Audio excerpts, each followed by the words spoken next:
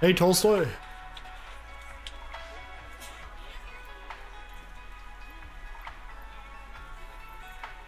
Let's go check this. Hey, Tolstoy.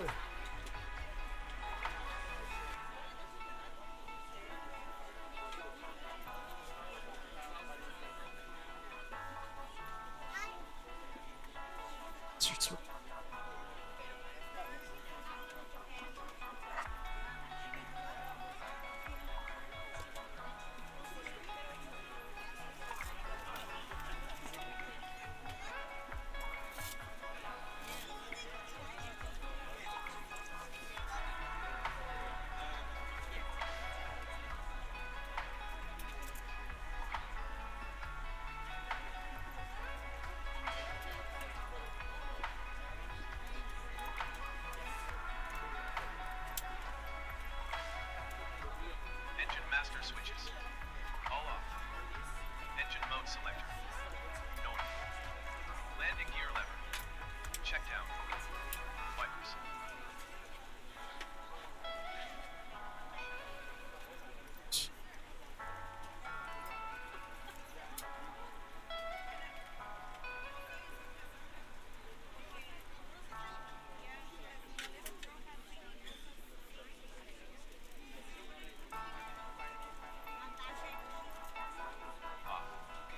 Battery switches.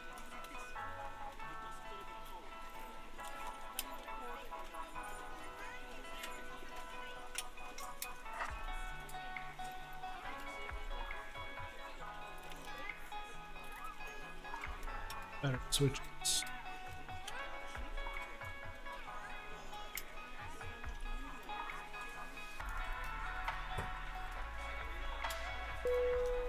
Check annotation.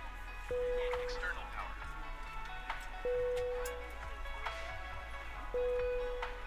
Unavailable. APU fire test. Perform.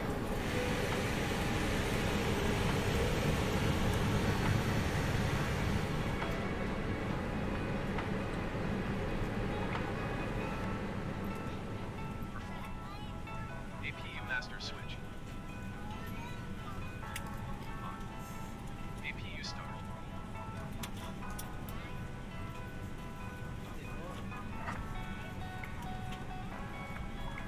This course.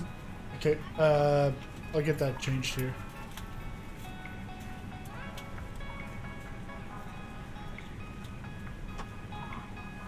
Cockpit lights.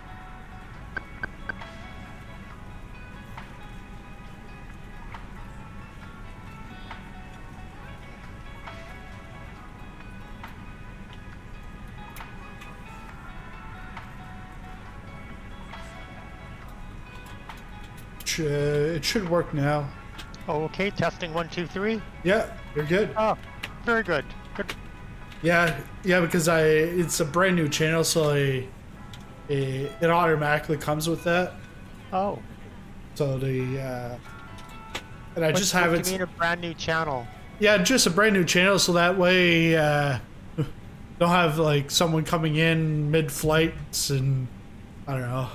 Oh, So- I see. Gentlemen, We I would switched love over to to a new welcome you channel. aboard Yes, our now I flight. see it. Yeah. When you find your seat, Yes. please Ah, be sure okay. to place your larger carry-on Ah, items very in good. the overhead bins and smaller items Okay. underneath the seat in front of you. Unless Yeah, you're I in had the to front row, I had to please restart the place all of checklist your items because in the overhead bin. If you have any trouble the, finding a location for your carry-on the items, screens please let that the flight heading attendants know and we would be map not available. If the overhead bin is full Oh. after you put your carry-on So inside that, it, please just close going the through bin as a the courtesy to other passengers. cockpit lights. Once all your items are put away, please clear Okay, the aisle and I'm sit just down gonna in do your my- seat to allow other passengers my to own find their seats as well. Okay. Setup, which is somewhat abbreviated to that one. Yeah, because Honestly, my I'm brother. not sure what that would involve, but Yeah, because my brother called me and I said, "Yeah, I gotta go. I got like a 300 checklist, a 300 item checklist." yeah. But it's not all for pre-flight. Some of that stuff is during the flight. Check. I think I tried that once, but I found it too cumbersome. Brake lever. Well, yeah, because the last time we flown this together, we spent like a good hour on the ground going through the Yeah. checklist. I mean, I can. A lot of the things on that checklist, you're basically confirming they're already in the proper spot. Yeah. Which is exactly what would be like. You know, checklists are usually done after you do a flow of sorts anyway, and so it's just. I mean, it's not always the case, of course. Sometimes a checklist you do things right then and there, but that I gave up doing that checklist because it's just too cumbersome. Yeah, it's too much. Because last time you talked about how this stuff is more so of like a flow rather than checking everything off. Like you're pretty much scanning with your eyes. Pretty much. I mean, if you didn't want to use that checklist, you're already halfway through it probably. But I'm just going to do just the flow method where I'm going to just confirm that everything's where it should be, and that's exactly what you're basically doing with that checklist, except I'm just going to be doing it by looking and knowing that it's in the right spot. Okay. I'd be happy to go do it with that with you as well, but like you said, you've started the checklist already, so I've started a checklist. I'll just finish like this. Yeah, sure. Okay, I'll just I'll just kind of do my own thing then. If you have any questions or whatever, just let me know, but I'll just make sure I catch up with you. Okay. Here. And I'll be ready to start at the same time that you are. Which gate are you at? Oh, I'm at gate 18. Let me take a look. Okay. If I see anybody. Should be, because gate 18 should be on my... Yeah, I see you. It looks like you have a modified... It looks like... your nose is baby blue, and a bit of your upper fuselage is baby blue, and then you've got the Neo tail. It's like an amalgamation of Air Canada and the standard Neo. Oh yeah. Like it doesn't have the leaf on the tail. No, and it's white. You're like just a bit of baby blue in the front, and at the leading edge of the engine nacelle. Yeah. Yeah, because I see you're in the. You said that's a newer one. Yeah. I'm in the newer, latest livery. Okay, yeah. So I'll just keep on going here. In fact, I'm going to start up the APU, just so I don't forget. Of course, it wouldn't take. I'd soon remember. The AP wasn't started if I went to start the engines, because nothing would happen. We're ready to go when you are. Yeah. But anyway, I'm going to start the APU. The flight attendant just said. Good morning, ladies and gentlemen, and welcome aboard Flight 404. The cabin's ready. Service to Montreal. Okay. Our flight time will be roughly 40 minutes. Now that the cabin I just have to pretend I'm flight attendant. I don't have all those. Bells and whistles. This is all the fancy bells and whistles. I'm just gonna go through and turn on my cockpit lighting, and then I'll get really down to business. I've already. I already have alignment underway. Recorder ground control. INOV. Yeah, this should be fun. Yeah. I've flown these airliners so little recently that this will be a nice. Oh yeah, because we're mostly like bush flying all the time. Yeah. I mean, I have in the past, done my own thing and done airliners as well, but I just haven't been recently. Yeah.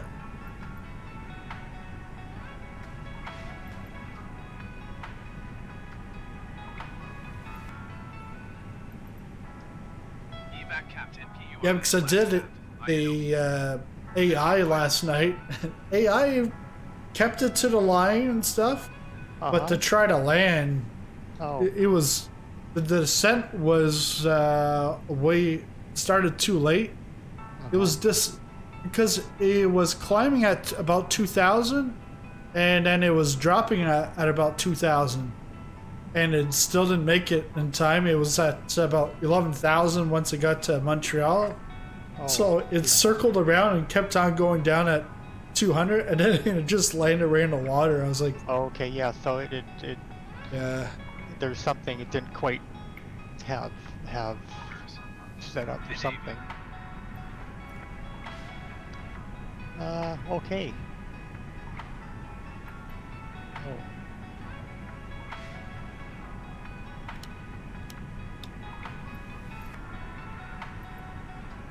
Exterior lights.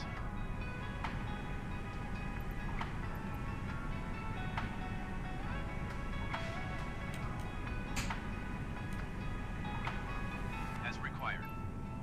No smoking signs. Auto. Seatbelt signs. On. All right. Emergency exit lights. Does that?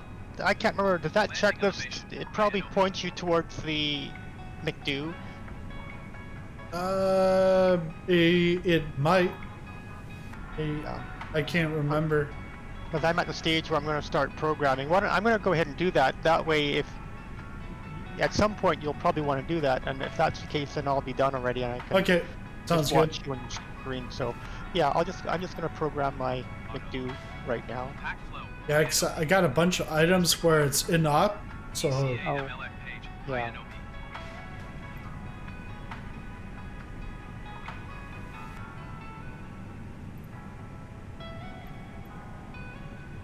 Call.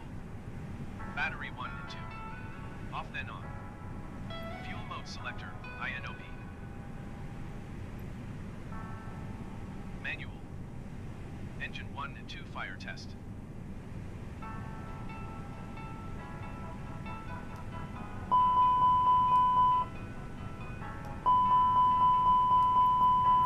I think I'll name myself Flight 032. What the heck?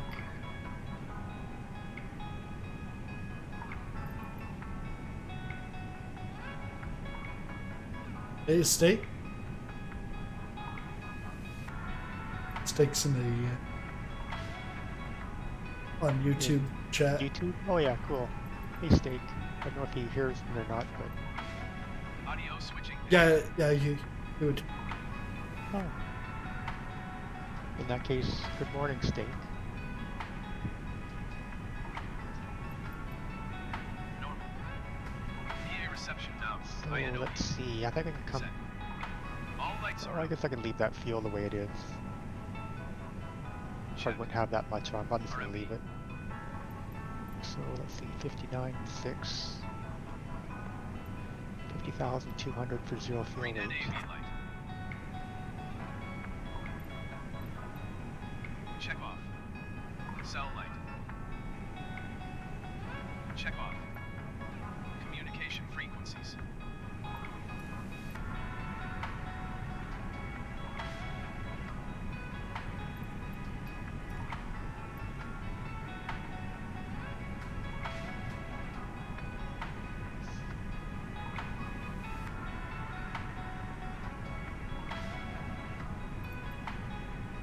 Well, we've better weather here Obtain IFR clearance.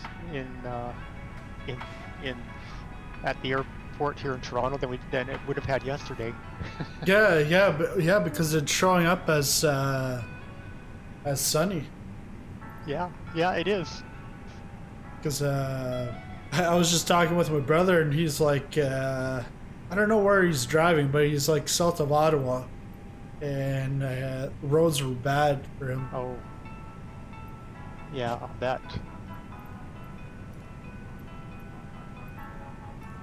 Clearance delivery Air Canada 320 ready to copy IFR clearance to door. Did they assign you a runway already? I'm showing 15 left. It's telling me 23. Oh, I'm gonna change mine to 23. And maintain 5,000. Okay. Check. Flight management database validity. Check. Nav 8 deselection. As required. Flight plan initialization. And Ed's there too. Two. Delivery FedEx 247 ready to copy IFR clearance to Memphis. FedEx 247 is cleared to Memphis Airport as filed. Take off runway 24 right climb and maintain 8,000 feet. Departure frequency is 125.4 squawk 5434. Air Canada Tree 20 cleared to Dorval Airport as filed. Take off runway 23 climb and maintain 5,000 feet. Cruising altitude is going to be flight level 300 state. Complete. Air Canada 20 raceback is correct. Contact ground on 121.9 when ready Flight to plan A taxi. page.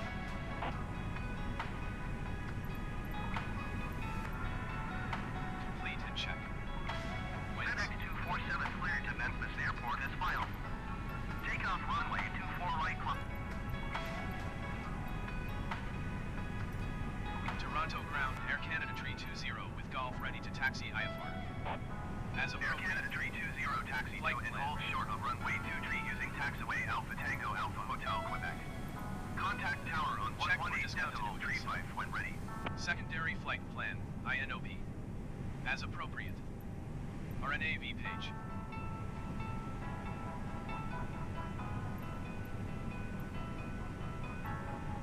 Check. You have the Yes. latest fly-by-wire? Yes, I think so. Okay.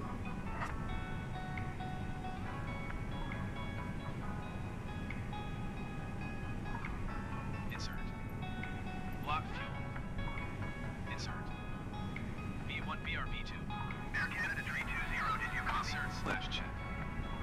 Flex to temperature. Taxiing hold short runway 23 via taxiway Alpha Tango Alpha Hotel Quebec Air Canada Tree 20.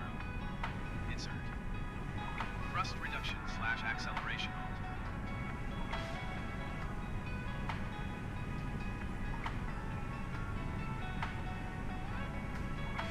See that page? I just happened to glance over at your stream at the moment. Some of those things are asking for The new McDo? inputs. Yeah, inputs into the McDo. Yeah. Yeah, so I was like just ticking them off to just get through it. But Yeah. but the one thing is my my FD's there, but the heading map not available as of yet. But Okay, I haven't started the engine yet. No, that you won't get a map until your aiders are turned on. Okay. Your IRs, the aiders. So if they're up on your overhead panel, they need to be aligned before it can show any routes or any mapping. Okay, aiders to nav. Yes.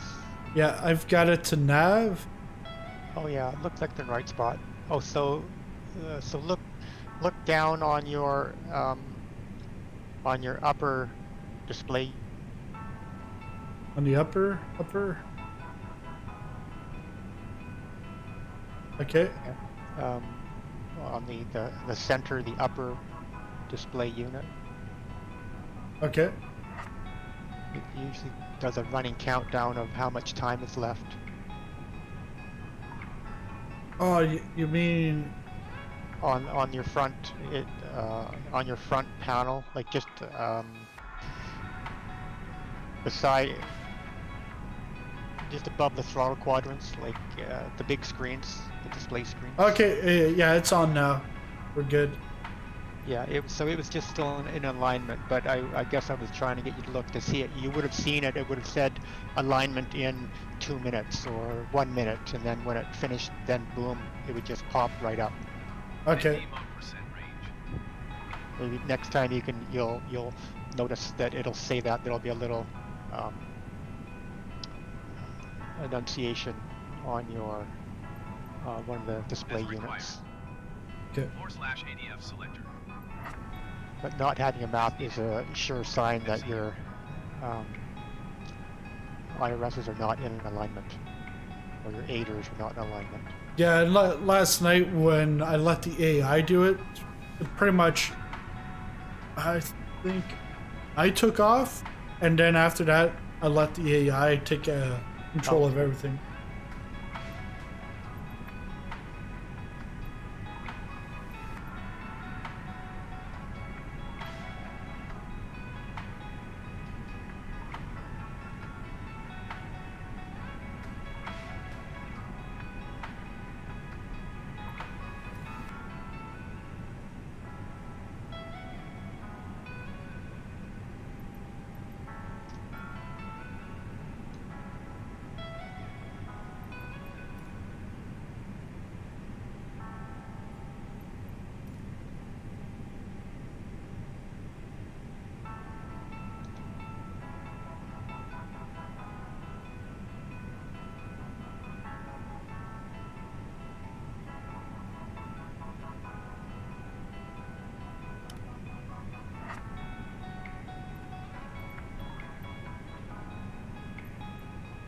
engine mode selector.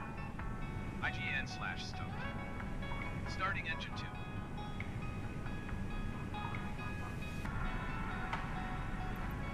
Announce.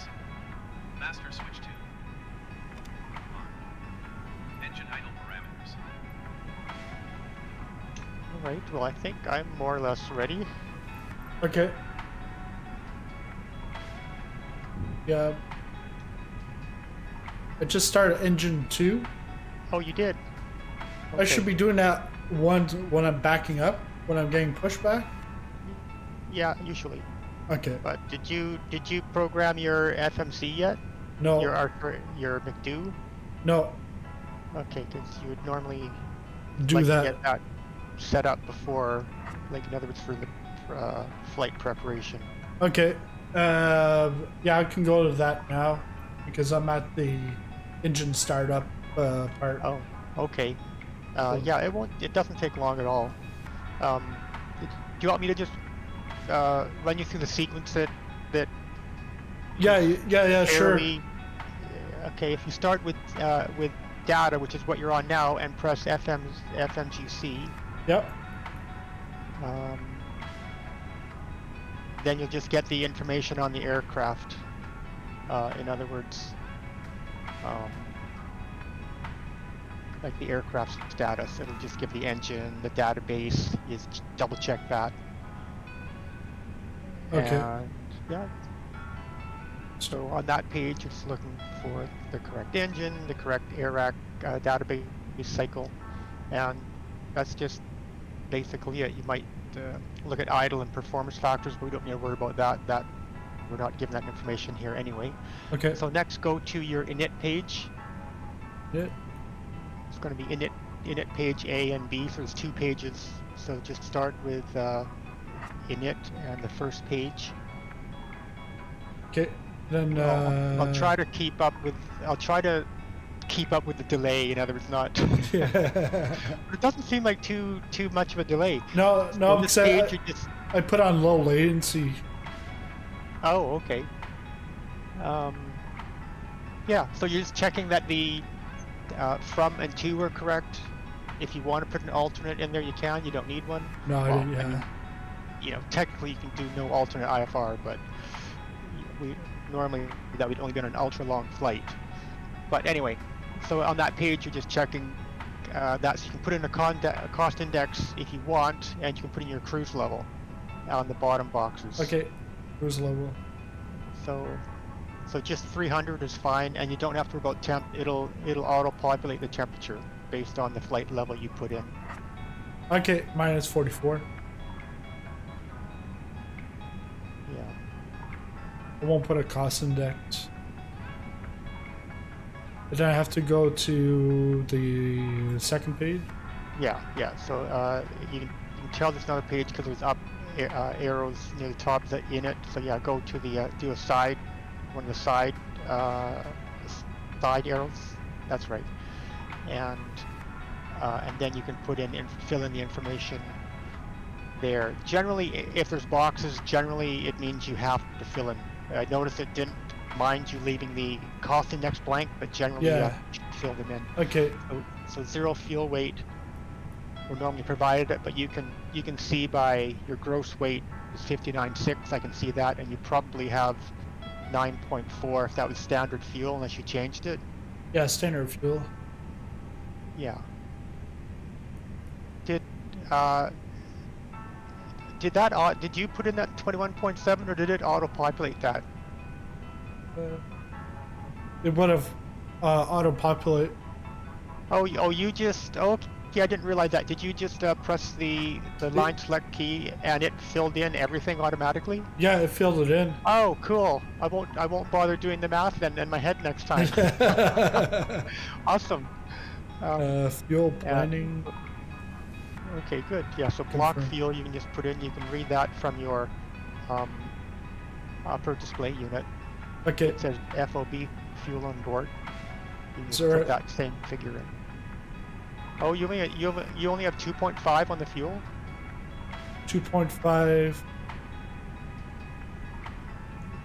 Well, it's because what was here, it was like saying fuel, So I clicked on it, and I actually put in the block. It automatically put block 2.5. Okay. All right. Can you, just for fun, can you look up on the upper display unit, you know, underneath where the engine instruments are showing X's? What does it say for your fuel on board FOB on your upper display unit, the one right in the center? The Okay. Yeah. That's the overhead panel. The upper display, the display units are right in front of you, but in between the middle of the two pilots. Yeah. So it's the upper display unit and lower display unit. So Okay. upper DU and lower DU. So the fuel, yeah, you're showing 9.9380. So that's the fuel you have on board is 9.4. Okay. 9.4 instead of the 2.5. I don't know why it put in 2.5. Okay. Because that's what you have on board is 9.4 for block fuel. So that's 9.4 is what you want to put in on that init page B. Okay. So that's in, and I can see the delay, so I know what you can see. So it's just been added in there. Oh, all right. Okay, so that's it for that page, and just now go over to the next button over is perf. Perf, yep. Oh, V1. When I click on the V1, it says 126.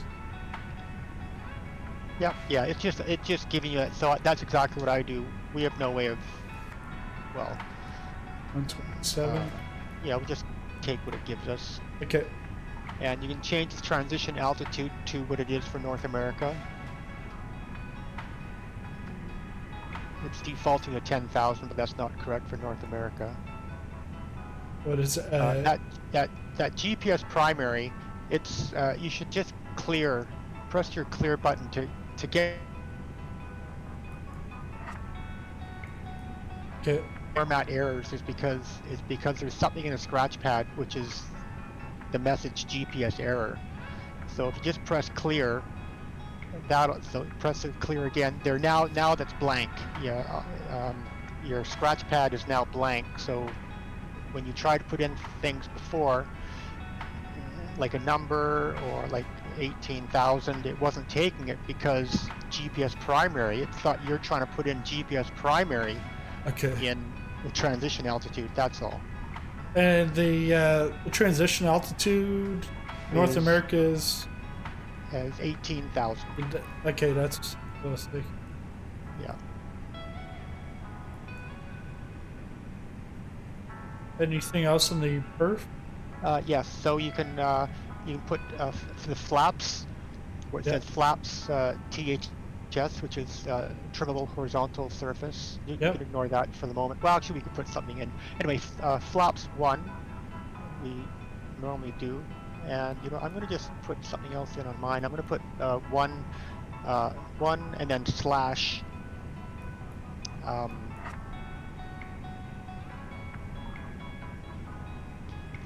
point. I'm going to put in 0.5 just for fun, see if it takes it. No, it didn't like that. But yeah, one is fine. Just put in 1, and it will accept that with no problem. Okay. So I've added that. Do I then go on to the next phase? Yeah, we can leave everything the way it is. And yes, go to next phase. Okay.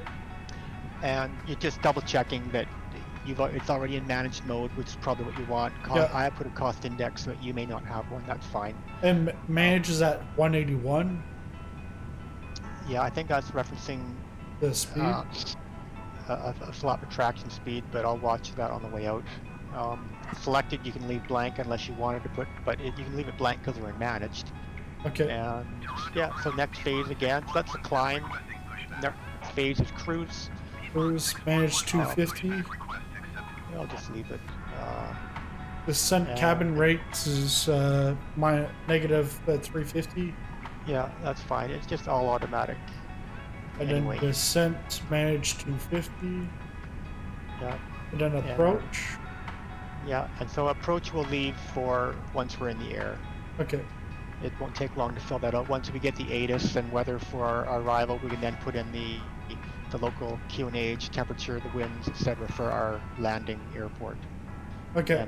And the minimums. And then there's the go around page. But again, that's just take the numbers that they give you. Okay. So we're done. Then we can go to flight plan. And there's really not much to do on this one. I mean, it's such a short flight. Yeah, it's short flight. We could have tried putting in a departure and whatnot, but it's just too cumbersome with the simulator, because it's such a short flight. A departure might not line up with what we already have in our route. Let's just keep it simple and we'll do the route. Just leave it the route as it is. Okay. I might try putting an arrival in at the far end, but that's if it matches up, waypoint matches up with what we already have. So anyway, flight plan, that's where we would put in the departure by clicking on Toronto, but I guess we can skip that. Unless you wanted to see where you do it, but if you want to see where you do it, it'll take 10 seconds, but I don't think we should put anything in. It just makes a mess of the flight plan. Yeah, no, that's fine. We'll go without. So we can leave the flight plan. I mean, normally we would take a look and just do a run through on the navigation display, see if the routing makes sense. But again, we can. Let me go back to my NIC. So pretty much now, what I can do is I can request a pushback. Yeah. And then start up engine 2. Exactly. Yeah. Actually, engine 1, engine 2's already started. Oh, okay. Well, because I had already started it before this. I gotcha. All right, I am going to do the same thing then. Okay. Toronto ground Air Canada 320. There's steak right between us. Nice. All right. Oh, there he is. Yeah. So on there.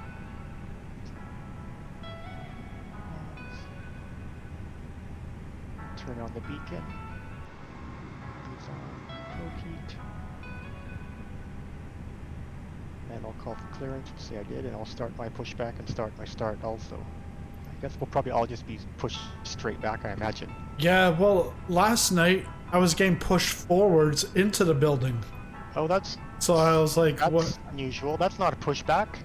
Yeah, that's a push forward. That's a pull forward into the building. Yeah. That's weird. Oh, Krabby's pushing back. Yeah, and I'm pushing back too. I'm just gonna go straight back.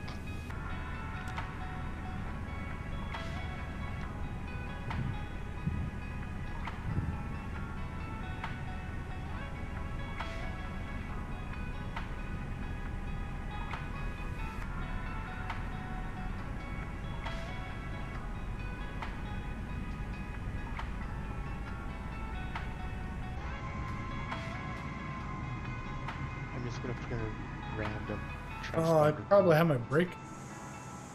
Yeah, I had to brake up. Ladies and gentlemen, please direct your attention to the front of the aircraft for a safety demonstration.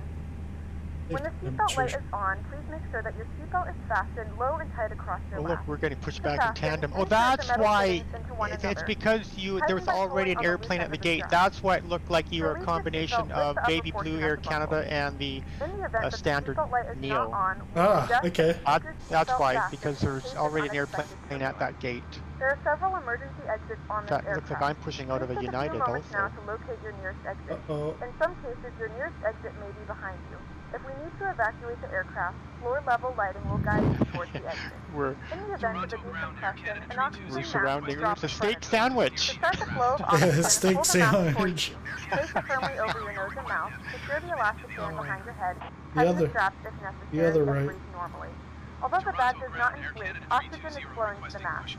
If you're traveling with a child or someone who requires Never learned how to ask it to go right or left, so just go straight back. others. So how do you do a right or a left? Is it a special mod, or do you no, use a key command? it's with the ATC you can tell it to go right or left. Oh yes, of course. When Yeah. instructed to do so, open the plastic pouch and remove the vest. Flip it over your head. I think Wrap that's the far straps enough around the your engine. waist I and can go back buckle in the and start another engine. To inflate the vest, pull firmly on the red cord only when exiting the aircraft. If it doesn't inflate automatically, you may blow into the mouthpiece for manual inflation. This vest is equipped with a whistle and a light. If you need to, your seat cushion can be used as a secondary flotation device. Yeah, stick going to community flights, and I'll bring you into the recording studio. Your larger devices must be turned off and stowed at this time. Please securely stow your personal items. Make sure your seatbelts are fastened and seat backs and tray tables are in their full upright position. We remind you that this is a non-smoking flight. I gotta remember, it takes a little bit of time for it to spool up. Is prohibited by law. All of this information can be found in the safety card located in the seat back in front of you. Please read it and let a cabin member know if you have any questions. Thank you for flying with us again, and we hope you enjoy your flight. You can go ahead, Steak.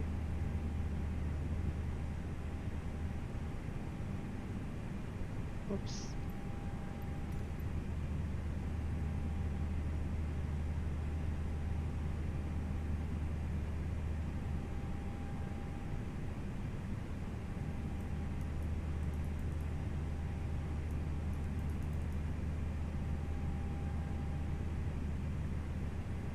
Okay, 2, 4, 6, and 2. I've had two good starts after start checklist.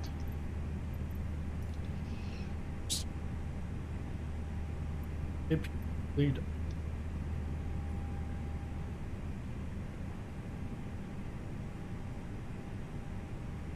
Oh, all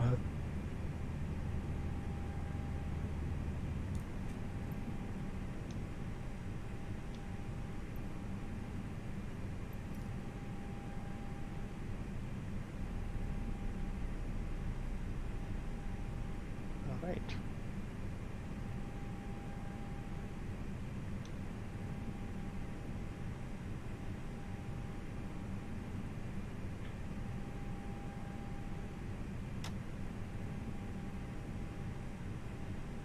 Like it doesn't.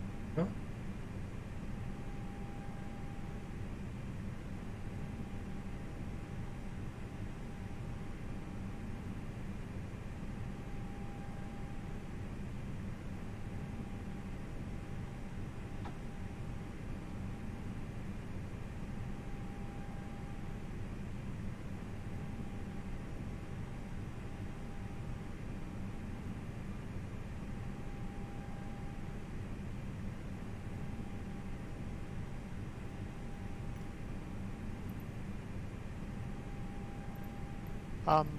I don't see your engine started. The cabin is ready for takeoff. I'm just looking. Yeah, your engines are not started.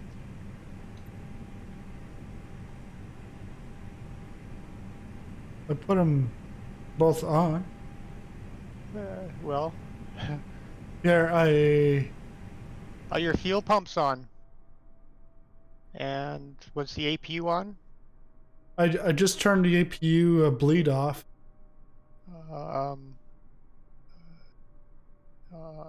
Okay, well, just a minute. Let me park. Everything's dead. So, just take a look up on your overhead panel. Yeah. Let's. Oh, everything is black. Oh well, that's because you turned. Yeah.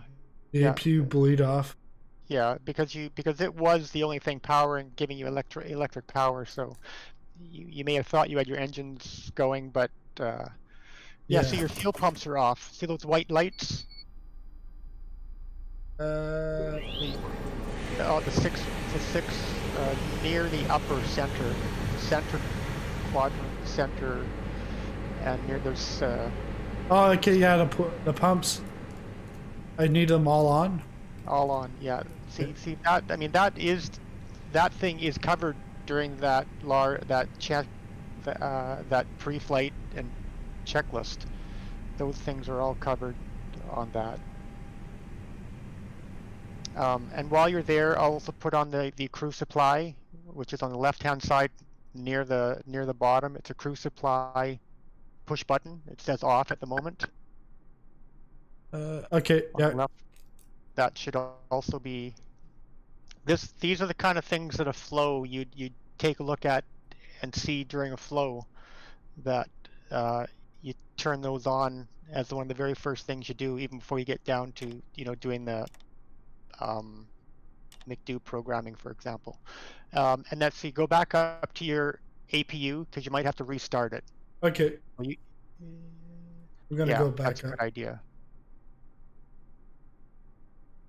No, but you might have to restart your APU. Okay. Start the. Which is up on the overhead, yeah. What does it say? It says on, but The master wasn't on, so I just turned the master on, and then I try pressing the start APU. Okay, yes. So yeah, just leave it for a second. Yeah, the master on. It already said on, but I don't know why about that. But just look. You can take a look down on your upper, or it might be your lower actually, lower display unit. That's on the center front panel, the lower display unit. You should see if the APU is starting, it'll show the APU page. Yeah, because something just started up. Most likely the APU. Yeah, give it a second to I guess start. Yeah, because you have no power whatsoever. Everything's black.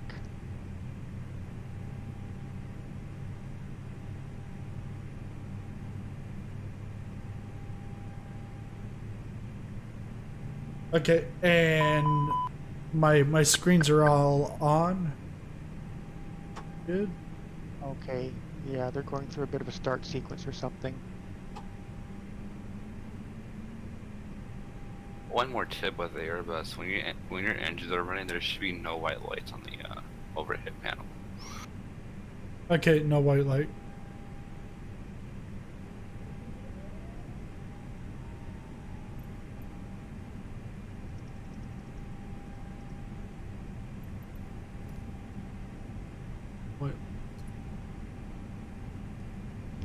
Oh. Like when you first come in, that's what you'll see is the fuel pumps will be off, they'll be white. The cabin oxygen supply will be white. So my engine must be on because I just like start flying, like not literally flying, but because my the throttle was on. Oh yeah, because I've got one engine on. I gotta put the other engine on. Okay. And then I think then it should be good.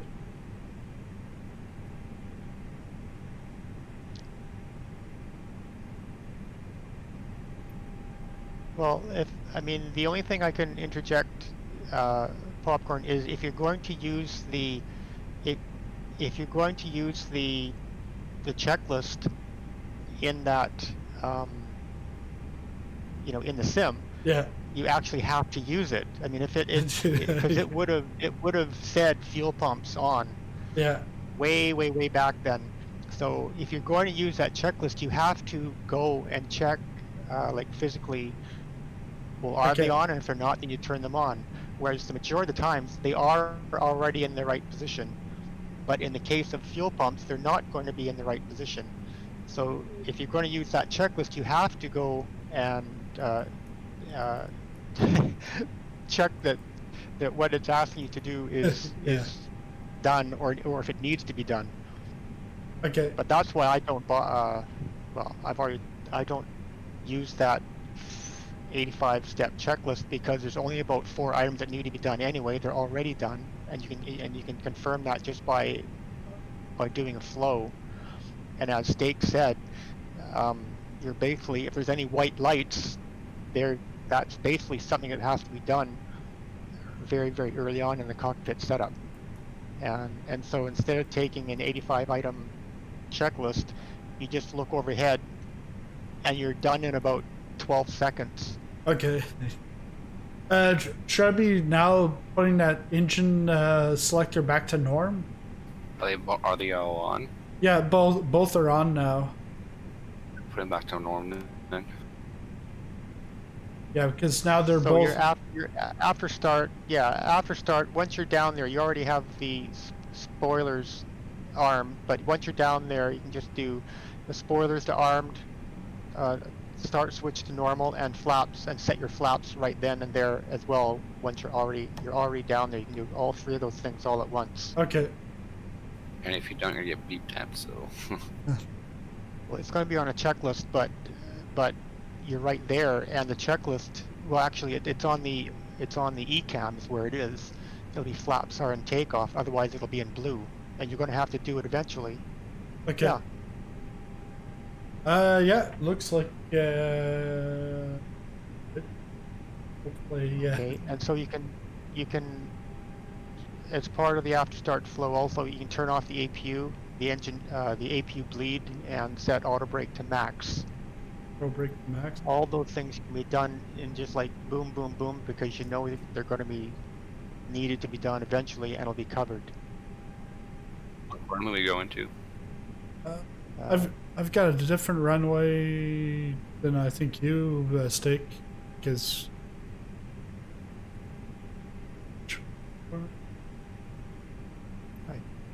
I think 23 is what you mentioned earlier. Yeah, somehow. Yeah, because 23 would be down this way, where I'm heading to. Yeah, 23. Because it's got me going ATA HQ. I'll meet you there then. Okay.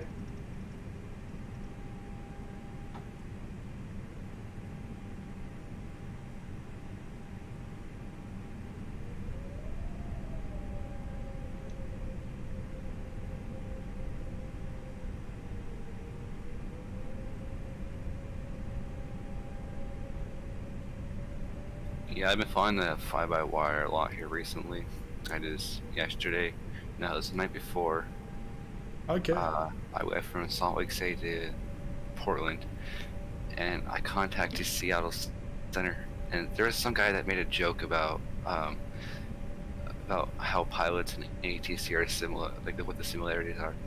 And the joke was, if a pilot screws up, the pilot dies. If the ATC screws up, the pilot dies. So there was some, and then he said something about, oh, please don't kill me and all that because I want to land. And I was like, okay, don't do that to me either. Well, I get down to Portland, I go around because the flight model of this thing's not really the best. So I come back in for a second approach, and I had to go around again because it was still trying to kill me. So I'm on my final, and I couldn't control my throttles because something with my joystick caused it to stop working. So I was slow and I was low, and I ended up crashing into a building. So I contacted Seattle Center again, telling them, well, I said I was going to smash it on the runway on the third time. Well, I didn't. I might have smashed it to the house. And he's just laughing. Like, it was just funny.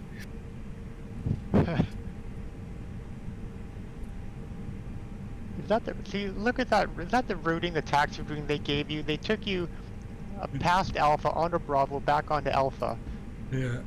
Which, I mean, anyway. Yeah, that's the routing. I mean, the only time they could do that if there was an airplane or a truck or whatever blocking your way for that one little segment, but anyway, it's okay. I shouldn't worry about the minor details. Yeah. Are we taking off Blue Angel style? Blue Angel style? No. So one at a time then? Yeah, one at a time. Yeah, other people too. There's a lot of people here. And we're on the Southeast Asia server. It's okay, we're not on that sim. Yeah.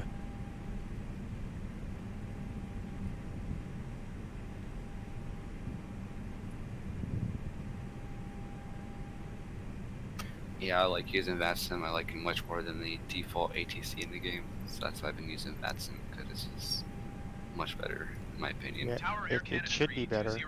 for IFR departure runway 23. It's a real live person. Air Canada 320 cleared for takeoff runway. I like actually talking to people on ATC instead of clicking a button and having the AI do it for me. Like, it's not the greatest.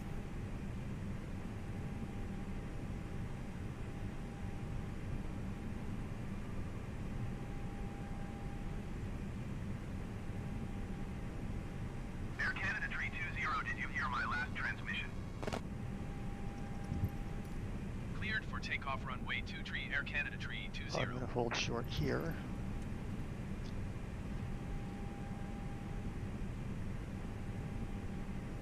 Oops, my brakes didn't catch. Brake. Well.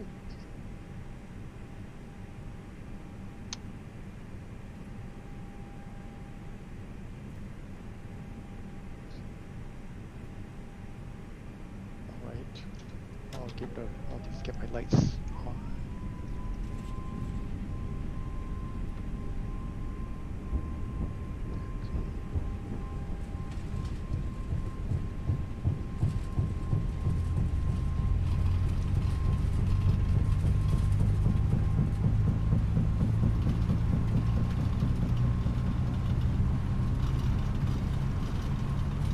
I can't wait for a realistic flight model in this airplane.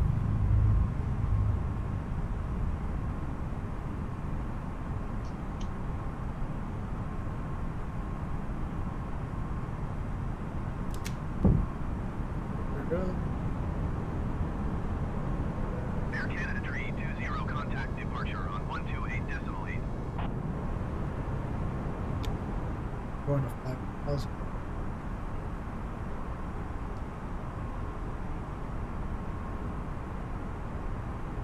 They assigned us runway 23 with a tailwind. Maybe not a huge tailwind, just a slight tailwind component. Actually, it's quite common.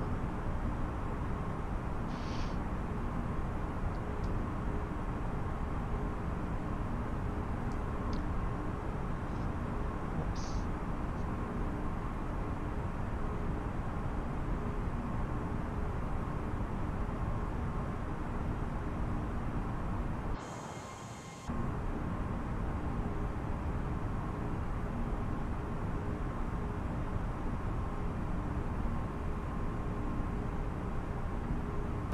Hey, Paco, if you're on live, whether there's some anti-ice or there's ice on your airplane, most likely. Okay.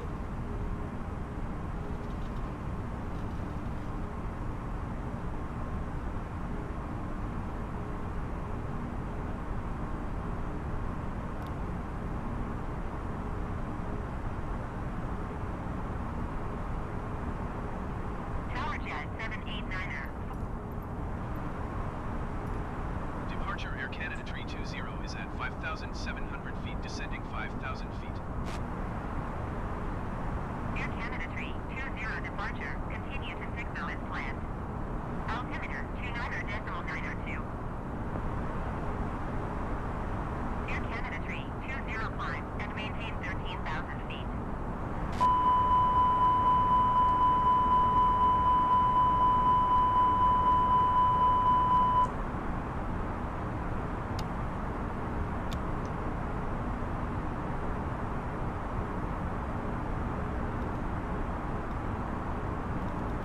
Air Canada 320, did you hear my last transmission? Climb and maintain 13,000 feet, Air Canada 320. Air Canada 320 climb and maintain flight level 180.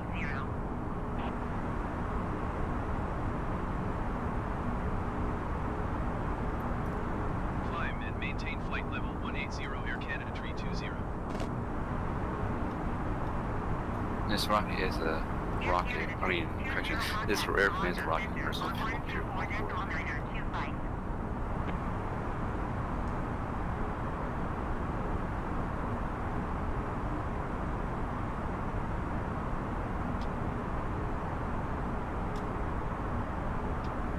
and gentlemen, we are now passing through 10,000 feet. You can now turn on your larger portable electronic devices. As a reminder, please keep your seatbelt fastened while you are seated and do not congregate in the galleys or near the lavatory. This aircraft is equipped with onboard Wi-Fi. If you wish to connect to the Wi-Fi, you will be required to pay a small fee. We do offer complimentary I see Tolstoy, and I think Krabby. I think you're on my my blind spot right now.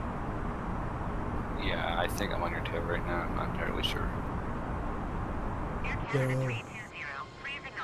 Oh, that's Sugar from the from YouTube. Yeah, you're behind me. I see Willem is in here with a caravan. He was quite high when we took off.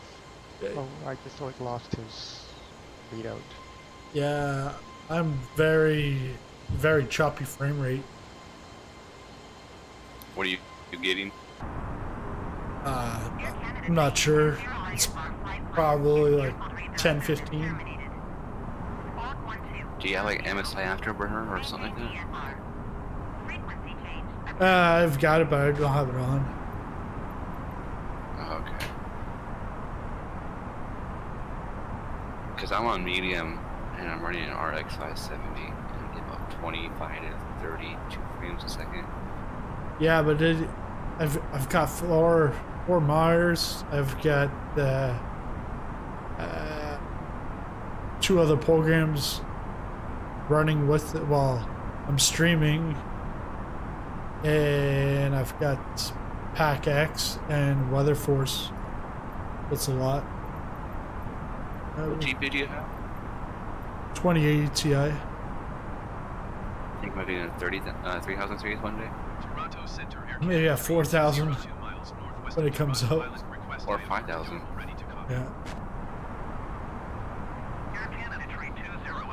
Yeah, I'm already looking at upgrade to my computer. It'll be a while, but I'm just looking right now. Get an early start. Gotta get a job first.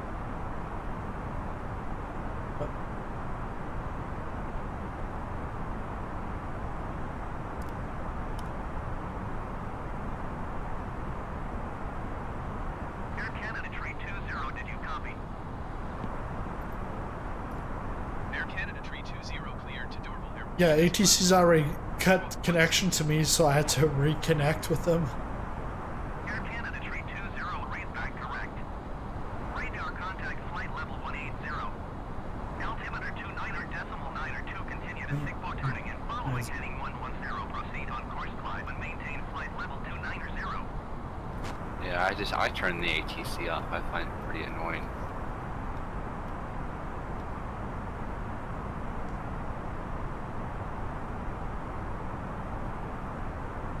But Tolstoy, it's like telling me, you know, climb and maintain flight level 290. But my cruise is going to be 300. So it's like, why do you put me 1,000 below my cruise? It actually could be the correct level for this direction. Okay. Now I think about it. Yeah, I would say that's probably the reason why. Yeah, should be an odd flight level. Hey, Popcorn, is your gear now? Nope. On my screen it is.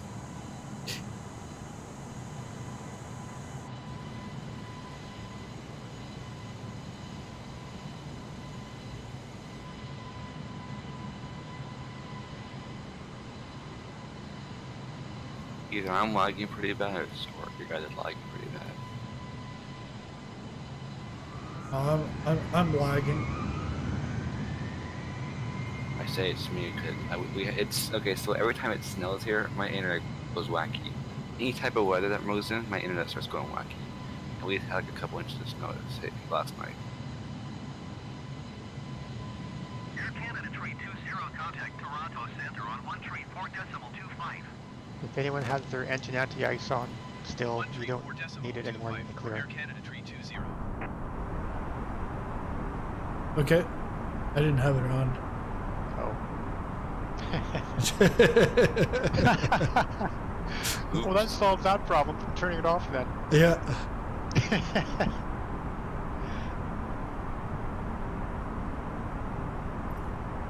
Yeah, on this airplane, a person needs to turn it on themselves, like manually, anytime they're in icy conditions, which is basically 10 degrees or less in, well, invisible moisture, which is a cloud.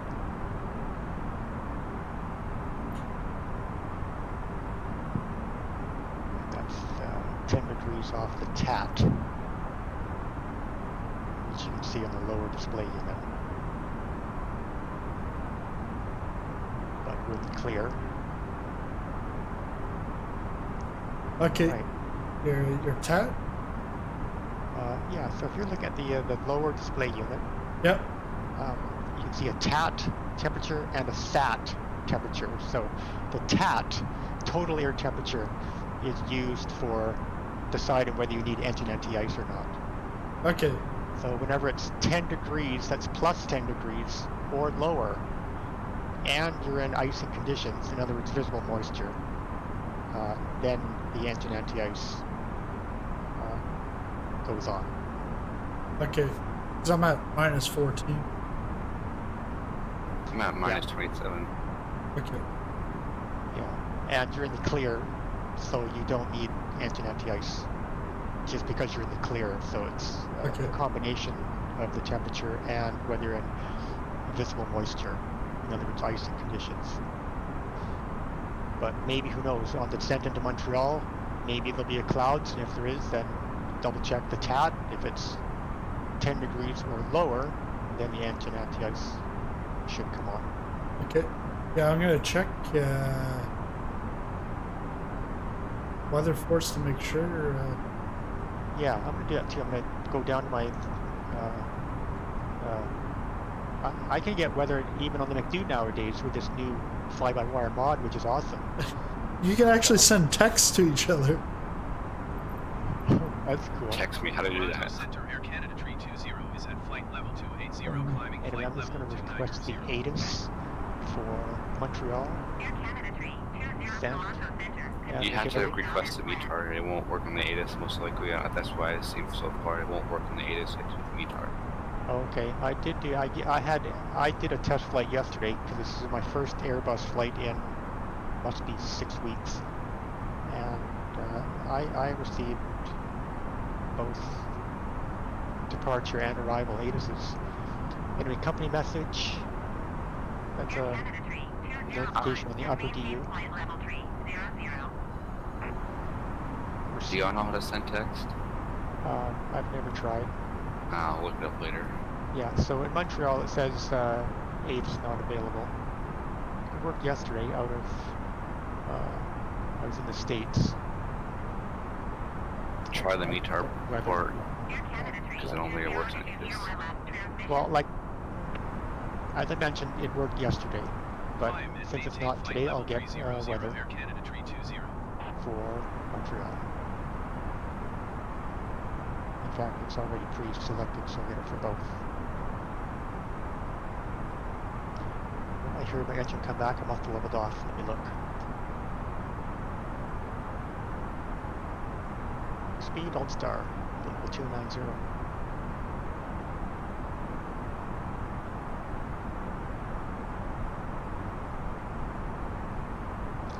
Yeah, we're gonna be at this center shortly.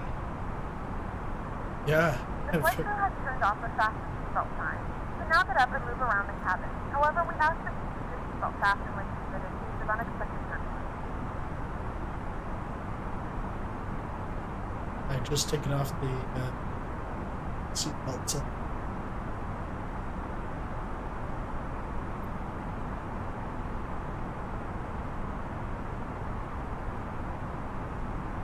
I'm being rocked around and it's cloudy up here too. Oh my. You're not in live weather? Steve? I don't think so. This isn't live weather. Yeah, because got live. Although 300 knot crosswind tailwind's nice though. Yeah, totally. You took off after me and you're blast away. Yeah, not sure. I might have turned inside of you, tighter, don't it? Yeah. We're doing the same speed, showing indicated 290. Last I looked, last I saw on yours. Anyway, I'm going to quickly program the arrival and then see if we can do that before top of descent. Actually, before I do that.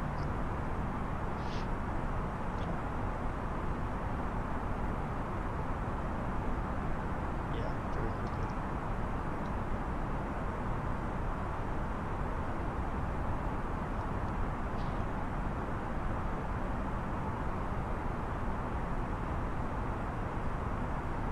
Yeah, on the map, there's the green or blue hockey stick and the white hockey stick.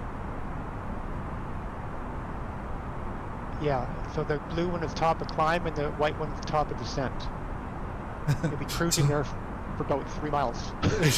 Yeah, but it's doing this again, where it was going left, and then if corrected, flipped over. Now it's going right, and now it looks like it's now going to correct itself again. Like it bounces back and forth. Oh, that's weird. Because I wasn't having those issues the other day. Well, because I've had those issues last time.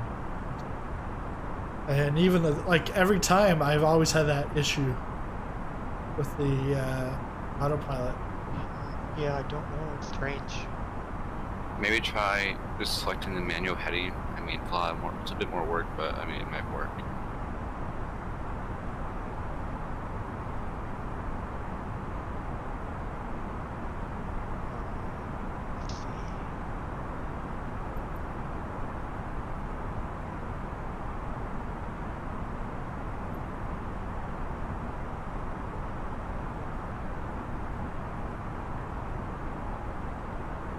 Oh yeah, but I should be descending now. But the thing is, ATC's not going to tell you to descend when you're at your top of descent. You pretty much have to ask them to decrease it. Yeah. Okay. Toronto Center Air Canada 320. Request flight level 20. I'm putting the Habs arrival for 24 left. Air Canada 320, contact Toronto Center on 124. I'm not even going to descend just yet. That top descent is not realistic. We're way too far out. We're like 180 miles out. Yeah. I usually start descending about half an hour out from the destination time. At about 1,000 feet per minute. 1,000? Air Canada 320, did you copy? And I usually get down at 3,000 a couple miles before the airport, so I mean it works. That's how I know how to descend, just half an hour out at 1,000 feet per minute, and then I can adjust if I need to go down a little bit more, or reduce my descent if I, just based on my decision. Yeah. Okay. Well, I normally do it by distance, not time, and I do not select the descent rate. I just cruise, just go to idle and descend. Well, that also works. I mean, there's lots of ways you know how to descend. Well, I don't know anybody that descended by by selecting a cruise descent. I mean, a descent rate from top of cruise. But I mean, yes, it works. You just have to make it work. So that's fine. If it works for you, that's great. What's your power setting? You know what? Here, let me just before I ask that, I want to make sure I get my airplane organized. Yeah. Toronto Center Air Canada 320 is at flight level 270, climbing flight level 300. Air Canada 320 Toronto Center, continue to exit as planned. See, I have the top descent arrow, which is now, I'm guessing, about 50 miles away, which is actually quite a lot better than the first time I saw that arrow. Okay.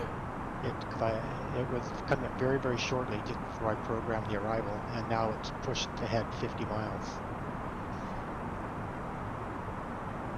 And my engine died.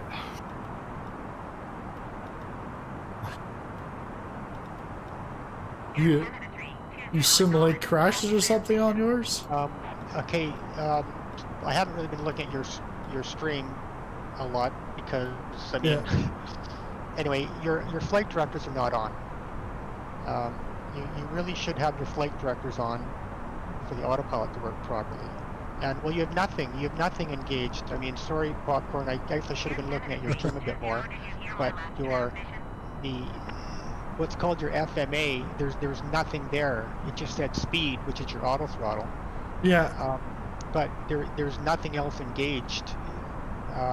So put on both flight directors, including the co-pilots. So it should read 1 FD2. I should probably not fly myself next time. I should just watch your stream because just this way I'm not worrying about my own airplane. Yeah. Okay. So yeah. So now just try. Yeah, your autopilot is on. You're in heading. So you'll try your. I can't quite see. Try putting it heading. So push the heading knob back into manage. Yeah, manage. And then it should say nav instead of heading. Yeah, it says nav, climb, and throttle climb. Okay. Yeah. Okay, that's better. Sorry, I mean, I just wasn't even, just flying my own airplane and chatting. I guess I wasn't really looking at your stream, but I would have noticed ages ago that you had no enunciators on your FMA, that's flight mode enunciator. And now the top of climb and the top of descent have now changed. The top of descent should be at Lorca now. Yeah, mine's very close to that also. Okay, good, that's looking better. Okay. Yeah, and again, the flight directors is something that we set on the ground. Okay.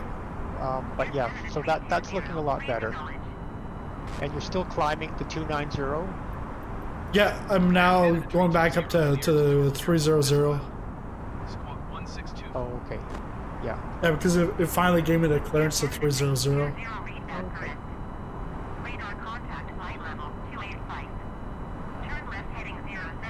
Okay. Do you have an ILS programmed in for an arrival? No. Okay. Do you want to put one in? Sure. You don't have to. Please don't crash. But if you want the autopilot to try to get you, to the runway, it'll help. Okay. Yeah, I'll program ILS. Okay. Do you have any questions on that, or do you want me to help out in any way? Yeah, I won't. Don't have a clue really on. But maybe not do the ILS this time. What I'll do is no, let's not do the ILS this time. I'll have to read up on it, try just so I can try to understand it, rather than trying to put it during the flight and then I'm just doing the motions of it. Well, that's true, but it'll still make your arrival easier. Okay. In Montreal. Otherwise, you'll be just doing a hand-flown visual approach. Okay. Which is fine. Up to you. Yeah. Do you want, all right. Let's do the ILS. Yeah, you might as well put it in. So just go down to your McDo. Okay.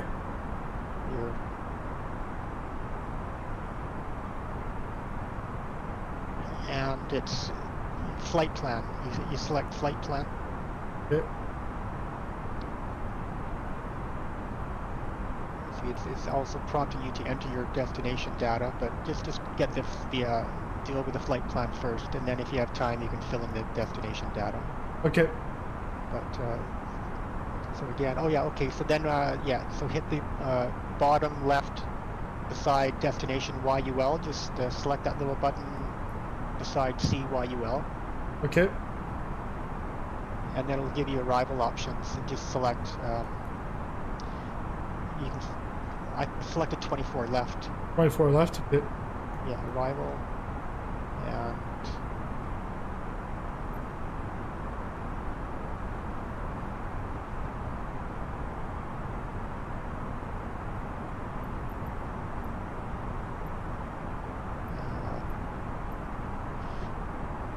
I did put in an arrival, but I don't know. Oh yeah, you're still back a bit. Why don't you put in the HABS? Scroll down, you'll see the HABS HABBS, the HABS arrival. Okay. So using the up arrow, we'll scroll. Okay, got HABS. Yeah. And then insert. Yeah. Now, normally you take a look, but I think it should work because it worked on mine, so it should work on yours. So let's just assume it's going to work. Normally you double check before you inserted something. That's fine. Okay. Yeah, so insert, and I'm just going to look at my own airplane for a second. I think I'm probably getting close to top percent, but and then you want to go to your perf page and put in the information like altimeter, the winds, temperature, that sort of stuff.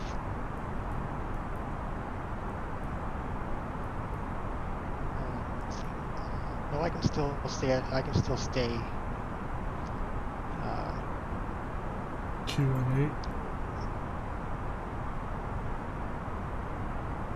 So right now it's showing me I'm probably about 130 miles out, and it's at the top of descent. But I'm not going to descend just yet. It's too soon.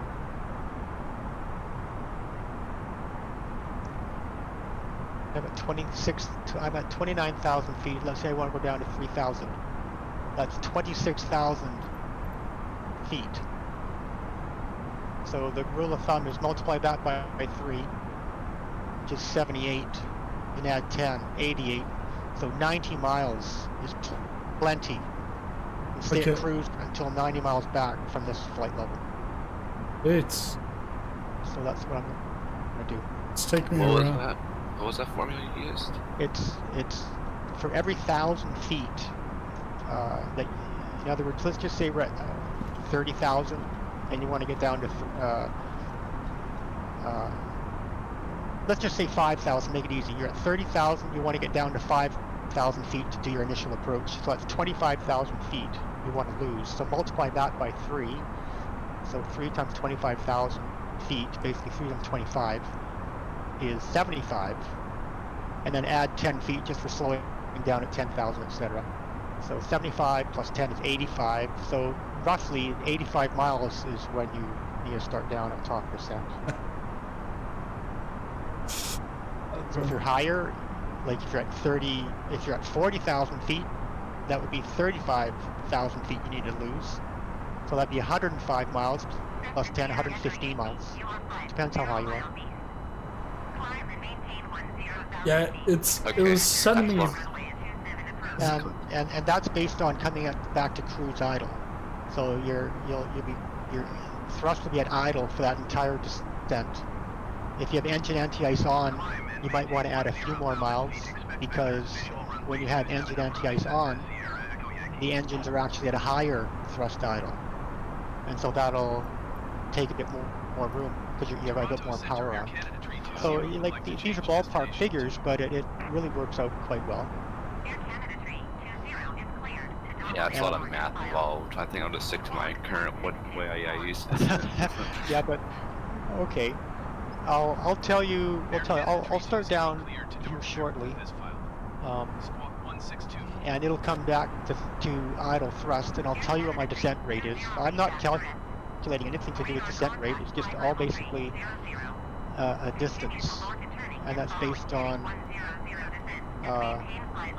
idle thrust, and that's what you pretty much get is for every 1,000 feet you're going to take 3 miles when you're at idle thrust. That works for almost any airplane.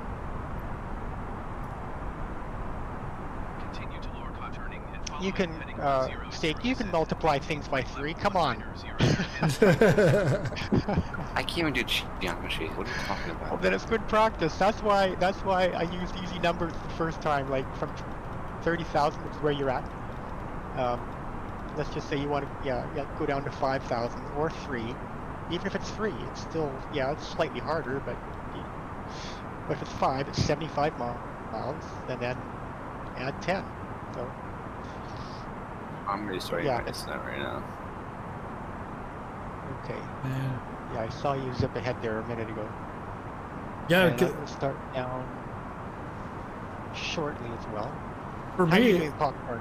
You're still banking here and there. Yeah, well, yeah, because it was sending me back to Toronto. Oh. And so then I was like, okay. So now I've went back into heading mode, going to heading 100 to get over to Lorca. Yeah. Well, when you're autopilot in the sim or anywhere, but when it's acting up, Oh, you're. So now I'm starting to now bank to now go towards 100. Okay. And descending down to flight level 190. All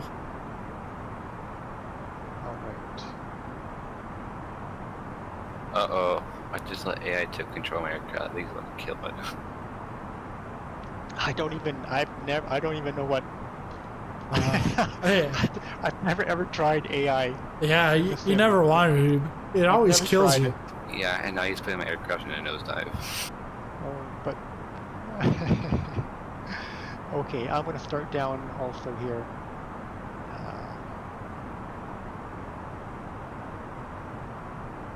I'll set an initial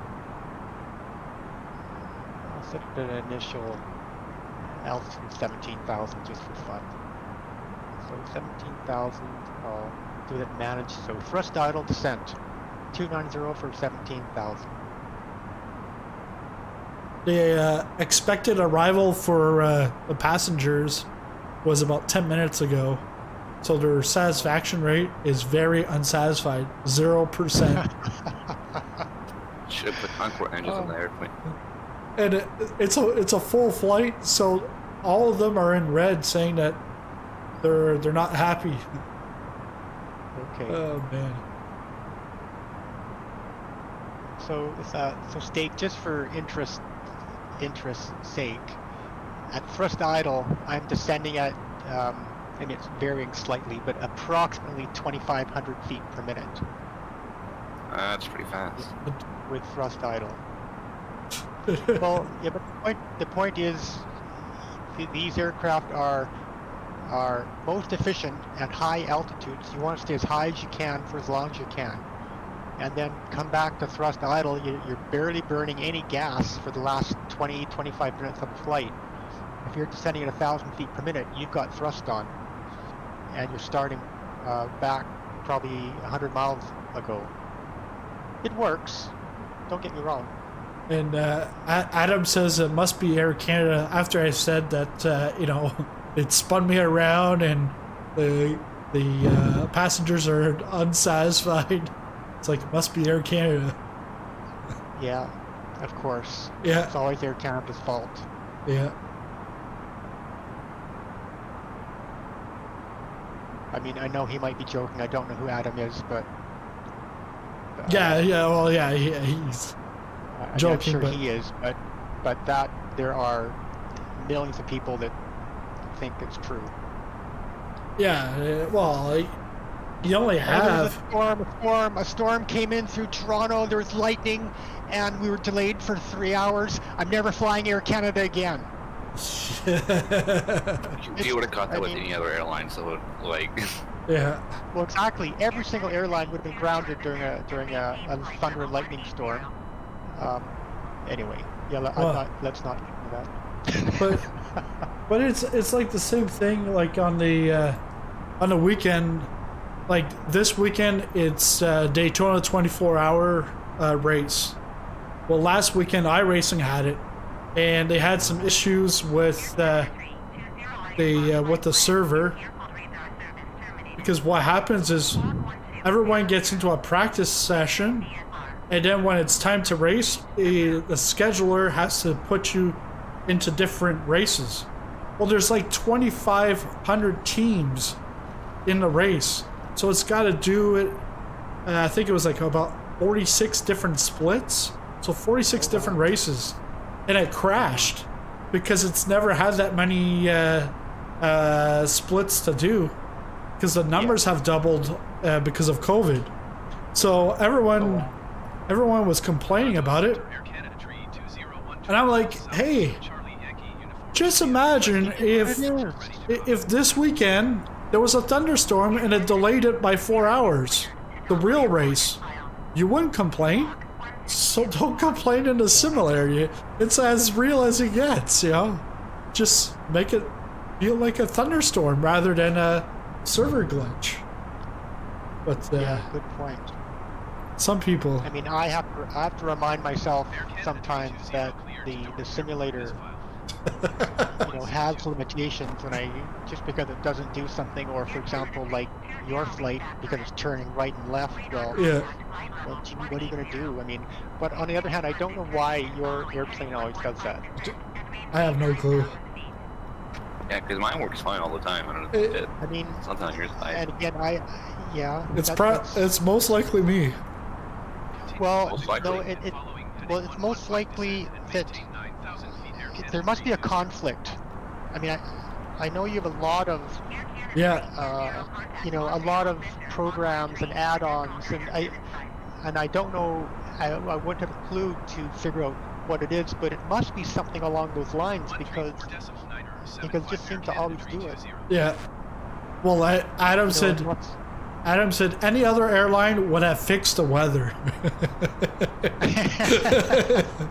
Yeah, WestJet would have fixed it. Yeah. I gotta get going. Go to school. See you later. Okay. All right. See you. See you next time.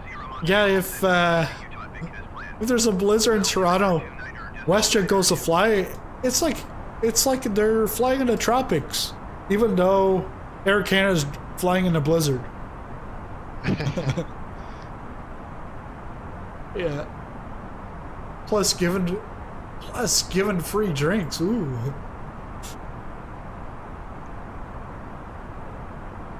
Yeah, so I miss Lorca, but I'm getting back onto the line, going towards Advic.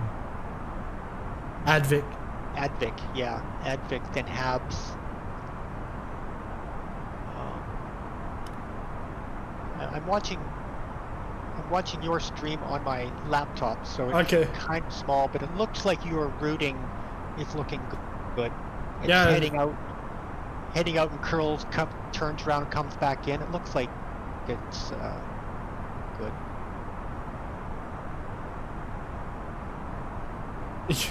You're not Canadian if you're not dissing Air Canada. Come on. Canadians are supposed to be nice and polite. Yeah, sorry. It's sorry, Air sorry.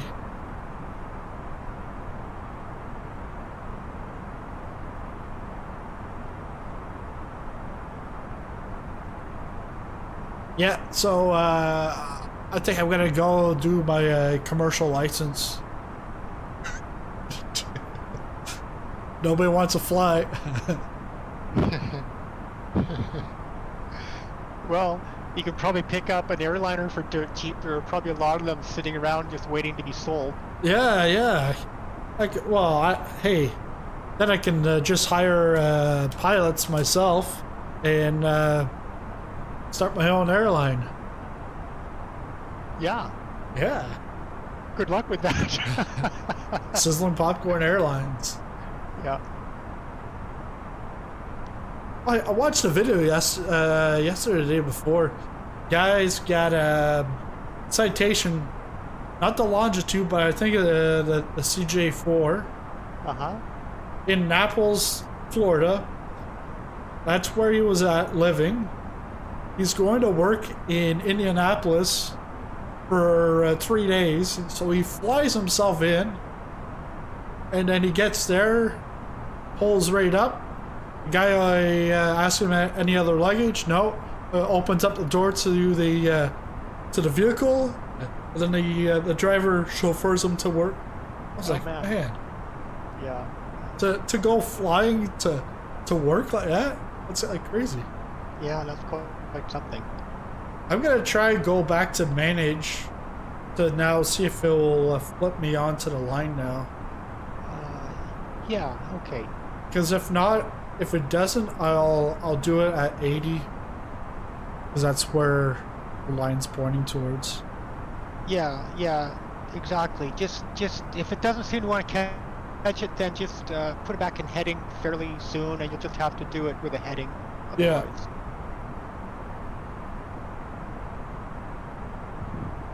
So I'm just coming down through 10,000. Okay. Turn on my landing lights. Seatbelt sign can go back on. And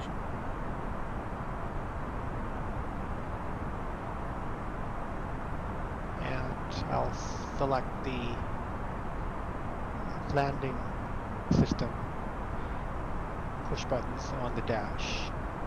Air Canada 320, please expedite your descent to 9,000 feet. Please return to the as the seatbelt sign is now on. And then while I'm at it, I will check to see if it's gone into... Actually, I know it hasn't gone into descent mode because it's still showing 250, so that's good. Because if you force it into descent mode, it'll slow to 220 knots or green dot or whatever. So that's good. But I will check one more thing. I'll check to make sure the ILS is automatically tuned. And if not, I'll do it myself.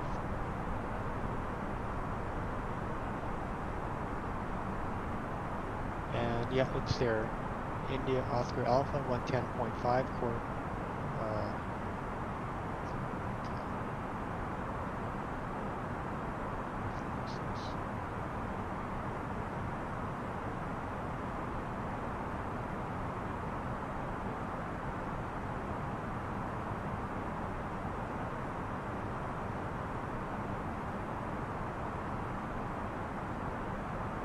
My son, he likes taking off my wife's glasses all the time.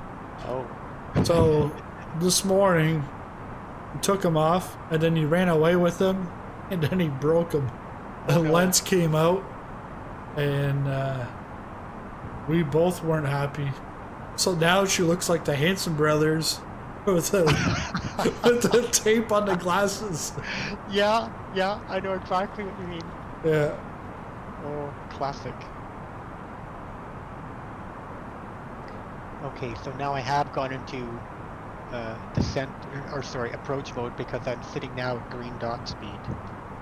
So it slowed down automatically to 200 and whatever, 4 knots or something. That's fine, I'll let it do that. Actually, I'm going to select something faster for a little bit longer. And then I'll go back into managed just before I turn around. That's 25 miles to go. So go back up to 240 knots.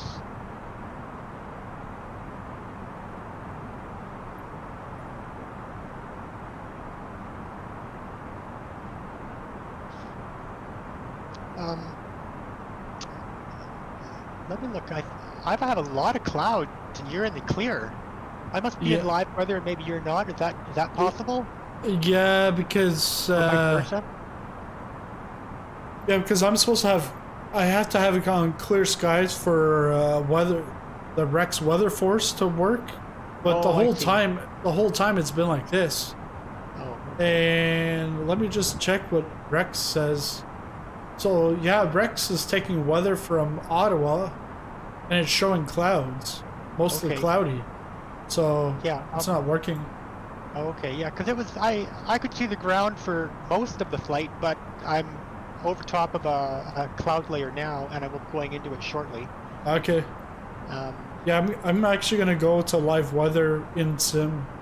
Oh, okay. Oh yeah, now it's like snow on the ground. Ooh, yes, I got the clouds. Yeah.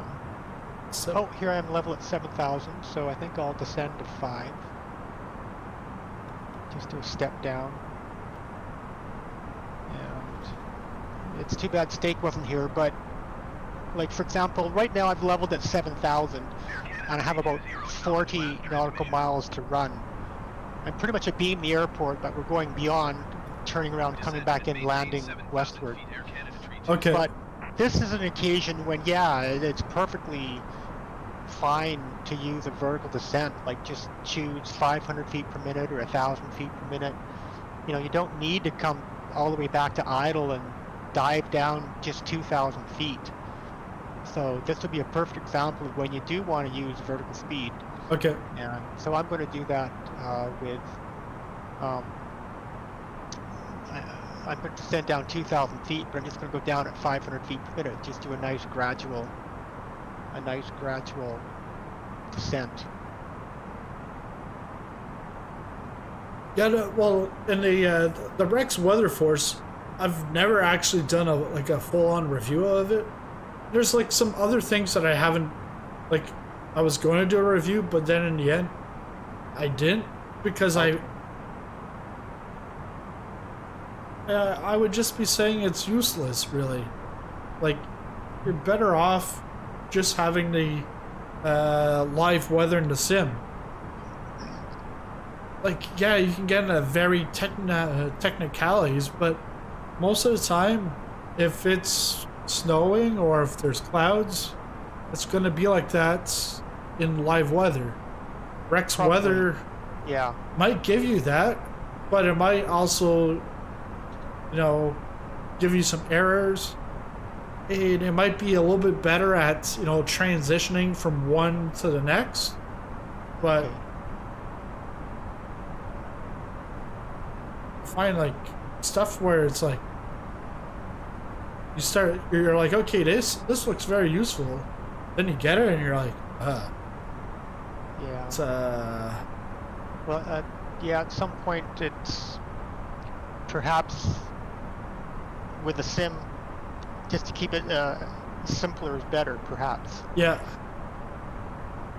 because even like the PACX, yeah, it gives extra, you know, you get some satisfaction from the passengers, but it's not like a Air Hauler 2 or on air airline manager where you're making, you know, you've got to plan things out and make money and all that kind of stuff. This is pretty much just simulating the like the cockpit and the PA system. Yeah, right. It's just like the other one, the pushback one. I sort of don't like it because it's too complex. Oh, what pushback one do you have? I have one, but I've rarely used it. I have Pushback Buddy, I think it's called, or Bandit. Okay. Pushback Bandit, I think is what it's called. Or because this one was something crew. Oh. But the thing with it is it's too complex. I would rather have something like an X-Plane where they have better pushback. You just move the thing and you can see like how the pushback will go. Then you click and then boom, it does the pushback. Oh, okay. Like you can plan it out. The other one, it's like you're driving the thing and nah.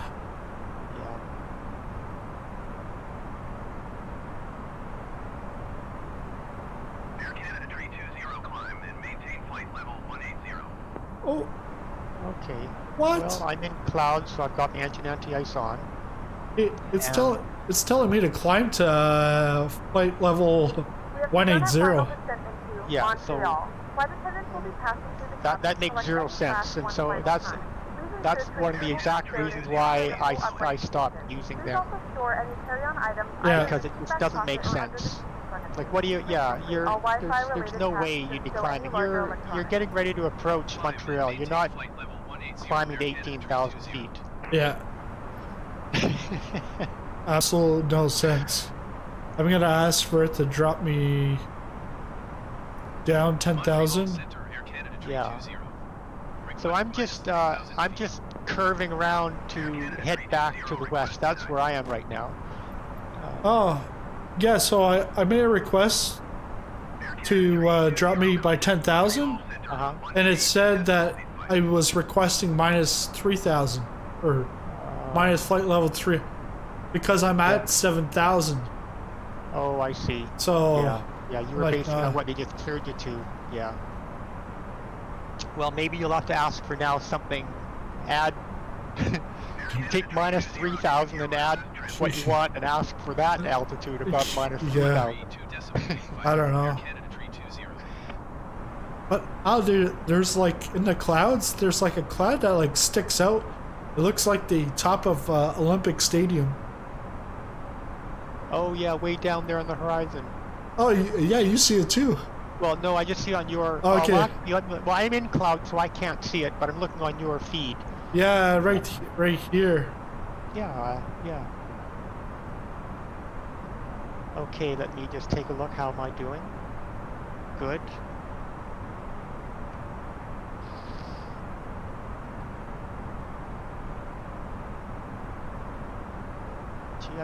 I should have tried to find a landing chart, an ILS chart for 24 left. I've had time after all. Oh, it's breaking up a little bit. Nice snow in the ground, a little bit of blue sky. Okay. I'm still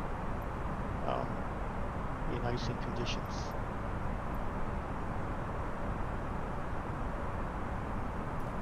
Montreal Center, Air Canada Tree 20 requesting. Just getting to Habs.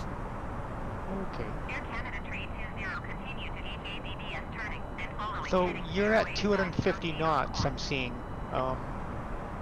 Yeah, 250. Oh yeah, okay, yeah, you're below you're at 7,000 feet, that's why. Yeah.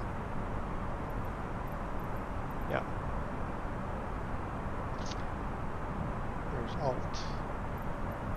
So I'm turning inbound. I have my localizer and glide slope deviation pointers in view. And the glide slope is showing above me, which is always good. You always want to join the glide slope from below. So things are looking good. I have 14 miles to the runway. So I'm going to start slowing down. So I'll go flap 1. Speed's managed, so it's going to slow down for me.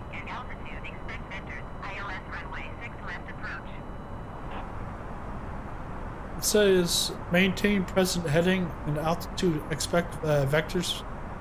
ILS runway 6L approach. Well, I mean, you could do that if you want. You just have to go into heading select, but then program the ILS for 6 left, which. Yeah, because we got 24L. I'm not sure why. It's 6 left is a lot closer. You wouldn't have to go all the way past the airport and come back in. If you want to make your flight shorter. Uh-oh. Here I am busy and I didn't activate the approach. So, okay, good. I got it just in time. So glide slope localizer, Cat 3 single. See, here I was talking and I went through the glide slope, in other words, but just so I still caught it. I'm gonna tell it. Ignore it, or I'm gonna tell it's ILS runway 24 left, right? Okay. Yeah. Okay. Yeah, because that's what you're set up for. Yeah.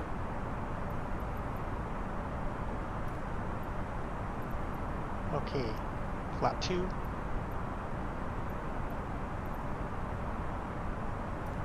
Stand by Air Canada Tree Gear down. Arm the speed brakes. Air Canada Tree 20, roger.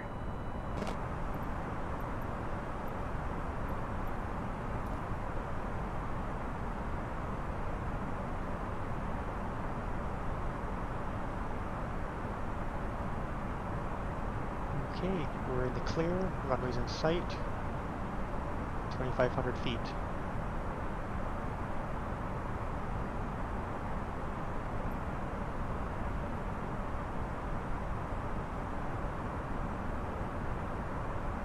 once I land, I can pay a bit more attention to your screen. Yeah. Make sure you get in safe and sound. Okay. Did your autopilot ever get onto the nav line? You still in heading? I've gone back to nav, and it's following. Oh, okay, good. And it says nav on your FMA and alt? Yeah. Alt, speed, alt, nav. Perfect, excellent. Descend and maintain Okay, 4,200 go flap 3. Tower on 119er decimal tree, Air Canada tree 20.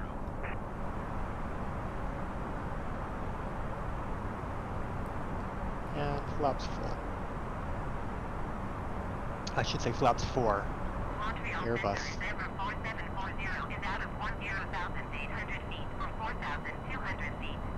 Cabin alerted. Endeavour 4740 Montreal Center, continue as planned. Altimeter tree, 0.06.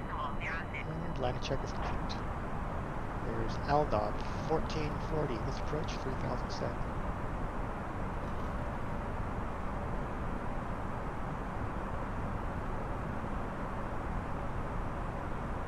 Oh, my auto brake deactivated. I had it set at one time, but I want to medium back on.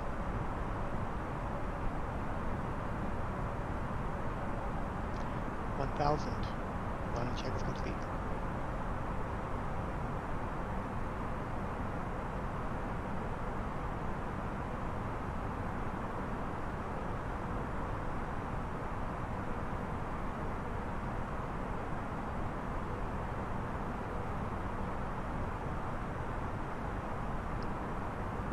This runway doesn't have a Bazzi or a Pappy. Montreal Tower, Air Canada tree 2017 miles west inbound ILS runway 6 left approach. Which I would have known if I had the chart up, but I don't have the charts. 500, stable. Altimeter tree, 0.06 with 040 at 12. Autopilot's off.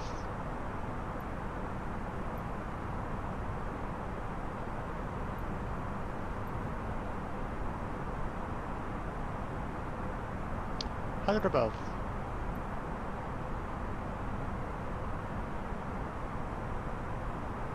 Minimums. Continue. The runway's snow covered. Looks awesome. Clear ILS runway 6 left approach, Air Canada tree. Still telling me ILS.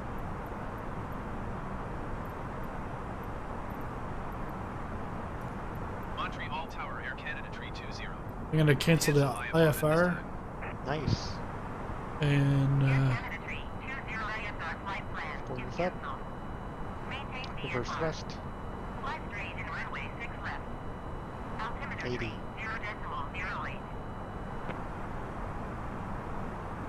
Air Canada tree 20 cleared to land runway 6 left. Wind tree 4, 5 at 8. Alright, I'm just going to clear the runway and then we'll watch the action. 35 miles southwest inbound ILS runway 6 left approach. Endeavour 4740 Montreal Tower.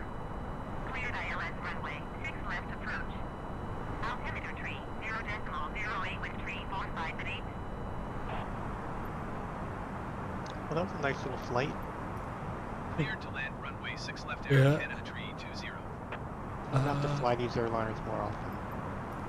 Montreal Tower, yeah, I want to start flying it more often. Well, because once the CRJ comes out, I definitely want to fly that. Yeah. What's with you and the CRJ? Why do you like it so much? I don't know. I think it's what I've flown most of the time. Well, that's true, and you know it is Canadian. Yeah, well, yeah, Bombardier. Yeah, I'm so disappointed that Airbus bought the C series. Yeah. I'm so disappointed. I mean, I don't know much about it, but from all I've heard and read, it's an excellent airplane, and it's Canadian. It's Bombardier. Yeah. But not anymore. It's an Airbus. Well, anyway, I'm gonna watch. Yeah, well, because done stuff with them before.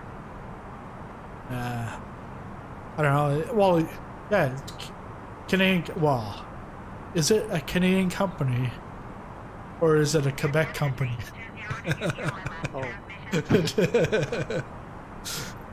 Come on, ATC.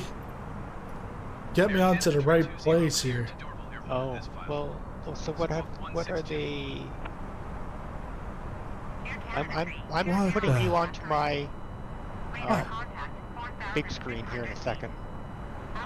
Yeah, it's actually autopilot's flying me around. Okay, now I've got you on the big screen. Now I can see. Maybe I can see things better. Yeah, this is dope. I am going the opposite way. Yeah, Air Canada 320, did you hear my last transmission? it looks like the airport. Are you right over top the airport? No, Sloka. Yeah, okay, yeah, the airport is under your left wing, isn't it? Yeah, that's okay, yeah. Just get back onto the green, that's all, that's okay, just get back onto that green loop. Yeah. I'm sorry, yeah, I'm gonna get up back onto that. yeah. Yeah, you are in heading mode. Well, yeah, because I just switched the heading mode because because Manage is sending me back to Toronto. Okay, but you need to dial in. Yeah, exactly. You need to get that heading bug, the blue one that you're moving right now. You need to get that back to the direction you want to go. Yeah, that's it.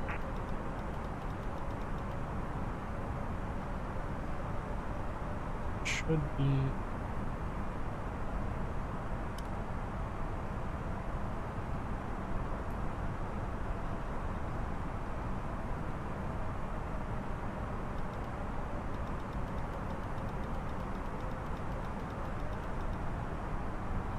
Probably go 050 or 0. Yeah, 050. 0. Just whatever gets you back onto that line. I'm not sure why it's. Hey, it's like. Oh. Why is it banking so much? No clue. AP's off. Well, it's on. It says AP1, but. Yeah, but you'll see in it, because of the banking, the overspeed. Okay. Yeah, I don't know why that would have happened. I mean, it was on. And now it's. No, but okay. Now your heading is doing funny things again. Yeah. I think it's time to. Take the AP off and let's go hand flying. It might be best, yeah. Yeah. Yeah, just get it back onto that teardrop course reversal if you can. Oh, where am I? Yeah, because I need to go 005. Okay.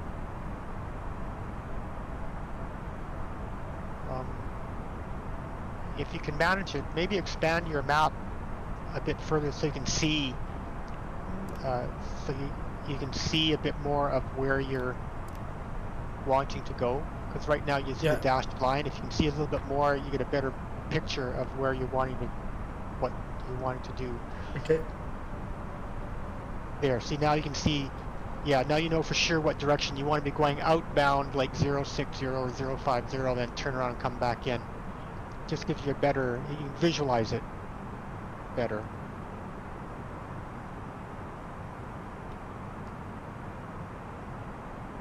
And I'm gonna bring it down to 2,000. Try to get all the clouds. Yeah. Okay.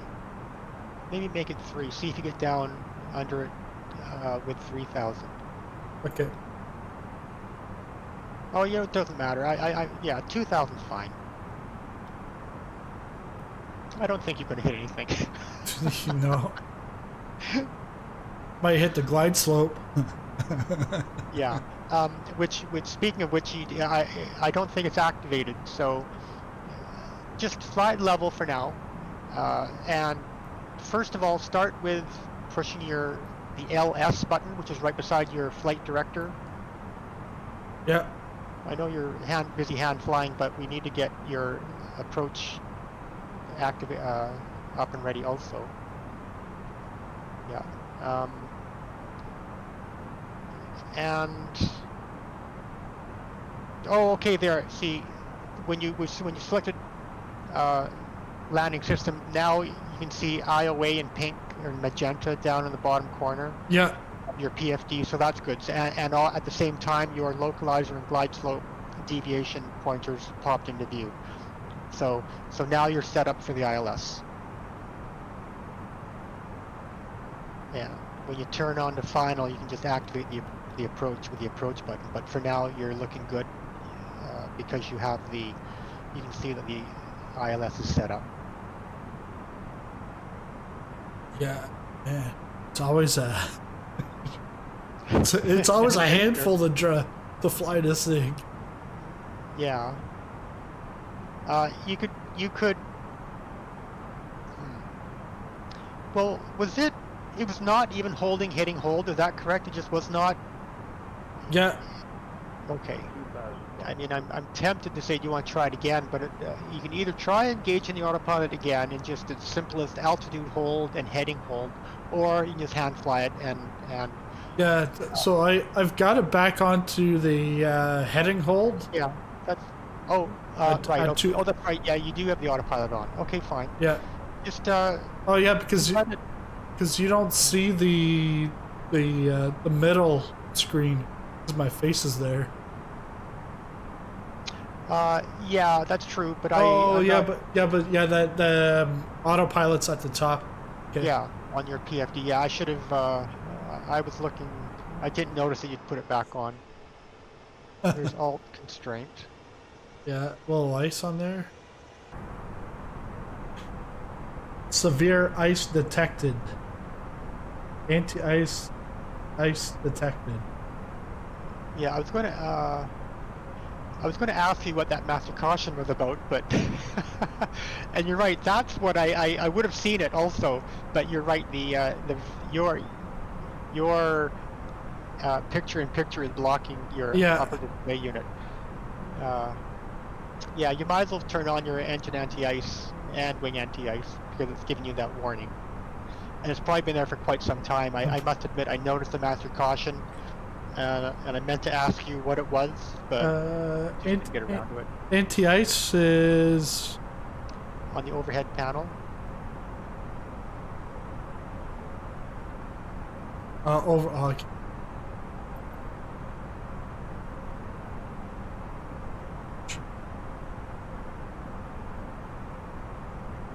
Anti-ice wing, engine 1 and engine 2? Yes, all three of those. Probe window heat? Oh, those should have been on right from takeoff.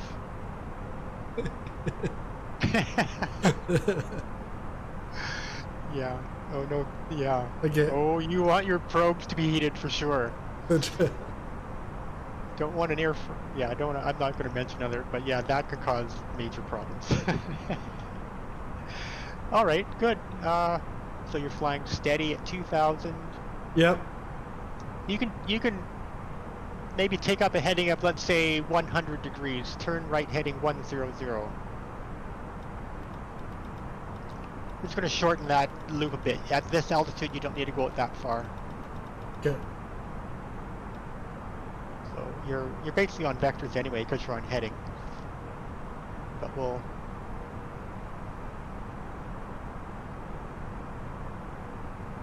Oh, there is one more. See on your upper display, the ECAM is saying severe ice detected. It wants you to turn the engine mode selector to ignition. So why don't you do that, because it's asking you to do it. So just like when you start the engine, turn it the other way to ignition instead of to start. Yeah. The engine mode selector down near the thrust levers. Okay. Yeah, we'll turn it to the left. No, to the left. To the right is start, turn it to the left is ignition. Well, because the to the left is crank. Oh, so really? Yeah, because to the right is ignition and start. Oh, pardon me. Yeah, I was just going by memory, so Yeah. you're 100% correct. Oh, yes, it's ignition / start. Yeah, that makes sense. My apologies. Oh, now what's it doing? Yeah. Okay. Now it. Okay. Yeah. It wasn't doing that 100, but now it's going over to that 100. This, I mean, I just don't know what to tell you about your No. autopilot. It's weird. Yeah. I mean, the only thing a person can do, and if you're so inclined, is you just have to strip down all your mods, take up the 320, and see if the autopilot works, and Yeah. eventually maybe it'll stop working because of such and such a program. I don't know. But, Okay. I mean, because your autopilot, it's never worked since I've known you. Yeah. It's never. Now, on the other hand, back in October or September, October, when I first started flying this, the autopilot systems did have more problems, and many people were having problems, but even now, you're still having problems, which is unfortunate. So even though I'm back here, ATC is still trying to get me to go to 6 left. Yeah, well... And I can't select another runway for landing because they want me to go to 6 right for the alternate. Oh, okay. So I'm not worrying about ATC. We're going in. Yeah. I think that's probably best. So I've moved my heading to 130 to now start to crank it in. Yeah, no, I see that. You're following that line. Great. Just get it back. Keep it turning as you that Sloka in white. I think it's Sloka. Yeah, Sloka. I mean, yeah, just when you're not too far from Sloka. We're only 2.8 miles anyway, but just keep it turning, and then eventually we'll see if it'll engage the localizer. How about take up about a heading of 170? 170, okay. Or maybe 160. 160.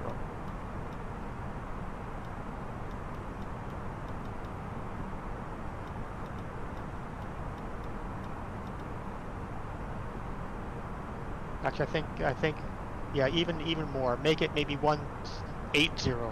Yeah, 180. Because by the time you turn, you still want to get it pointing more or less towards slope. It doesn't have to be exact.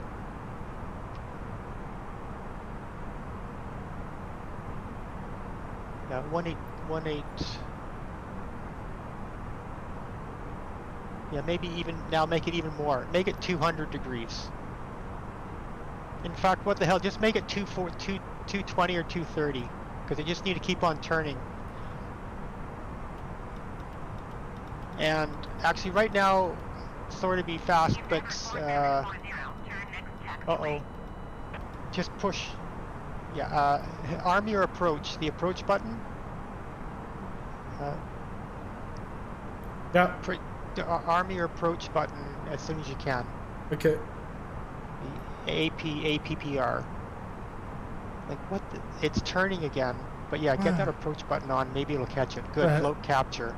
Float star. The heading killed off. Well, it's okay because you're on Yoke, but it's just let it try to capture the localizer. See where it says Yoke star? Yoke star replaced heading, but for some reason it was already turning left, which it wasn't. You weren't asking it to do that, but you got it on just in time, see the localizer diamond? It disappeared to the right. Well, it's going to catch it and it'll come back in. Because now it's pointing to the right. Because it's saying the localizer's to your right, which is right. Correct, I should say. Okay. Things got a bit hectic there for a minute because, I mean, you're so close in. I wanted to get your approach armed. So yeah, localizer star. Or, yeah. And descent and glide slope armed. Cat 3 single? Yeah.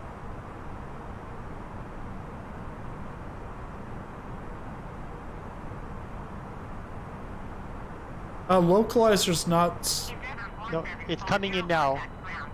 You see the diamond on the bottom? Yeah. It's moving slowly from right to left. Okay, so I don't have to press the loc... Or I press the loc once it meets? Don't push the loc. Approach button, arms, localizer, and glide slope. Okay. Localizer only arms localizer. Okay.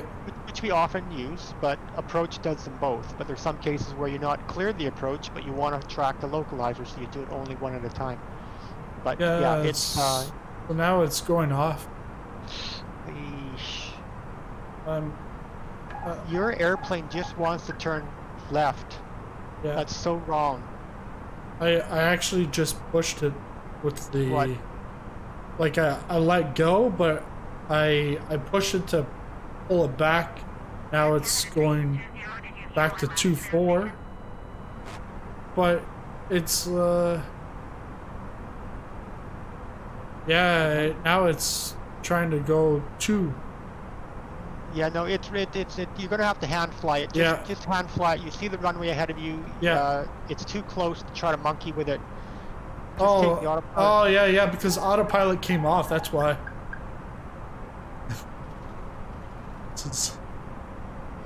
There's something. It's just so messed up. I mean, it's one thing. It said glide slope. You were nowhere near the glide slope. Now you might be, but before it said glide slope and it was still way above you. Anyway, I would suggest putting down one degree of flap and gear down. Oh look, there I am. Yeah. Yeah. So and gear down if you haven't done it already. Oh, I see it's in transit. And now flap 2. And you just have to start pointing it down to the runway.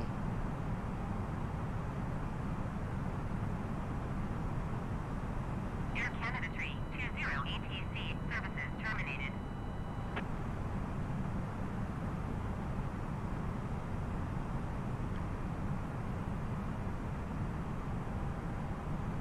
Okay, and you can go flap 3. And flap 4. Actually, you can do them both at the same time. So you are a little bit high, but you can probably just, try to get it down. What speed should be minimum? It's going to try for about 128 by the looks of it, your speed bug. And if you have a moment, you could set your auto brake. But I think the first more important thing is just to get it to the runway. 1,000. You could use some speed brakes, even though you're not supposed to at this stage, but if you wanted to slow down and help get down, you could use a bit of speed brakes, but don't leave them on. Just put them on briefly. I mean, it's not good advice, but... Okay, I won't do it. Yeah, okay, because now you can level off a little bit because you're below the glide slope, and then you'll start slowing down. And you'll probably end up landing fast, but it's the best you can... Oh! Yeah, I see you saw that. Yeah. Yeah, it's gradually slowing down. See the glide slope marker coming in again. Just try to keep it going down. Oh, I didn't turn my strobes off. Well, I didn't do any after landing checks. That's why.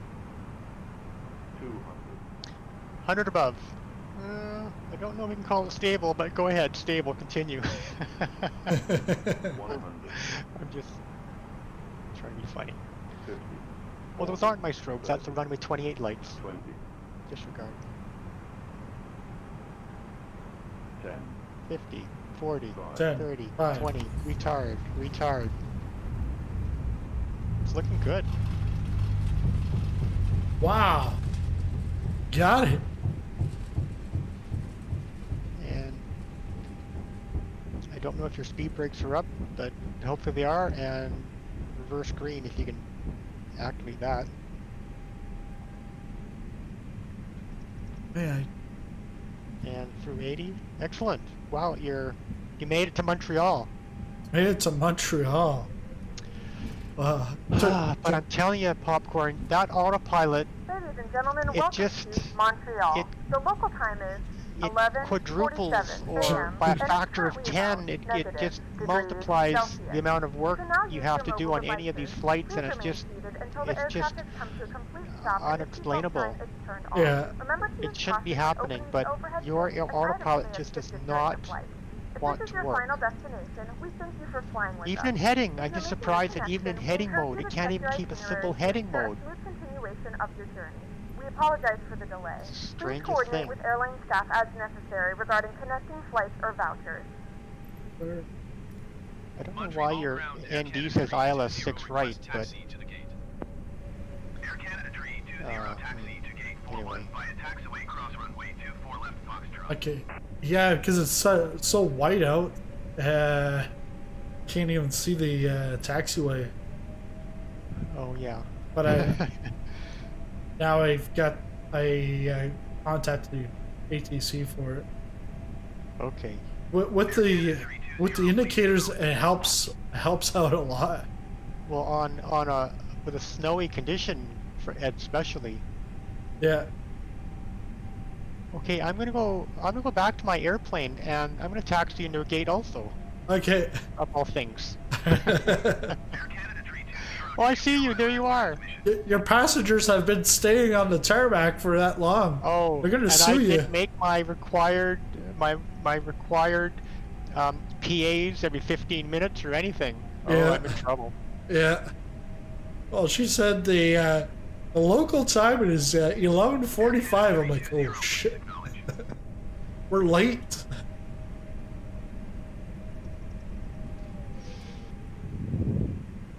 Like Montreal, for example, well, any airport really, like landing on snow like this is not common at a big airport like this, because they would likely have cleared it. Yeah, that's right. It'd be nice and clear, and then they'd go work on the other one. Yeah. And if it was still snowing, then by the time they finished that one, it'd be the one to be used, and then they'd come back and work on this one again. Yeah.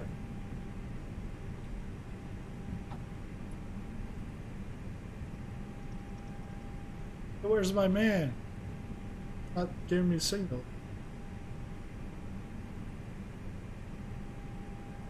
I'm gonna come park right beside you, I think. And then they park the tow just underneath the gate.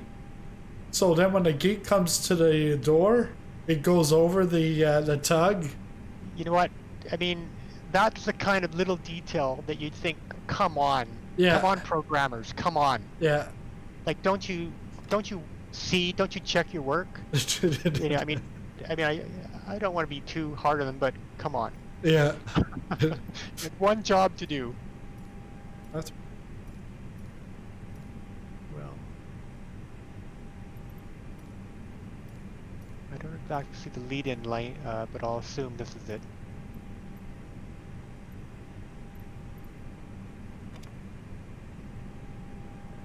Oops. Yeah, I don't know where the line is, but there. That doesn't look too bad. Ground contact. And oh, no. Park brake set. Oh, I forgot to start the Montreal EPU. ground Air Canada 320, could you please send a fuel truck? Air Canada 320, fuel truck is on the road. External power available. External power on. Montreal ground Air Canada 320, could you please connect the jetway Lights to off. the They should be aircraft? turned off. Air Canada 320, the jetway is going to be connected.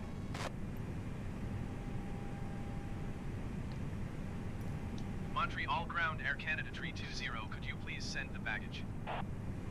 Air Canada 320 package is on the way. Engine start switches. Oh, but continue. Seatbelts can go off. Beacon can go off.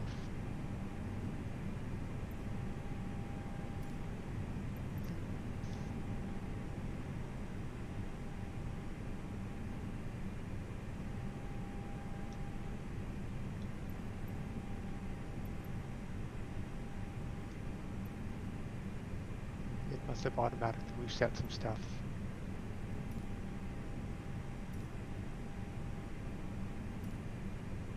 And off.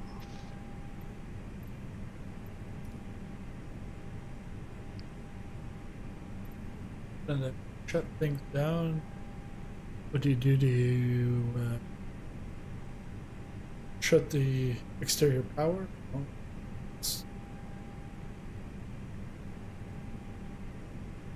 So I'm just going to do the reverse of what I would have done in the beginning. For example, well, anyway, I'll talk so much and let you do your thing. Oh, those can come off. Probe and window heat. Cruise supply. Once the passengers are off the airplane, the emergency exit lights can go off.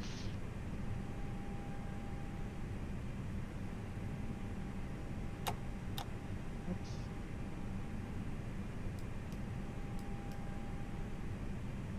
All right.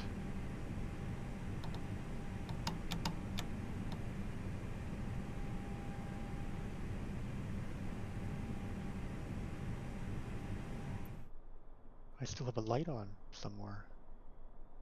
Oh, when do I turn off lights?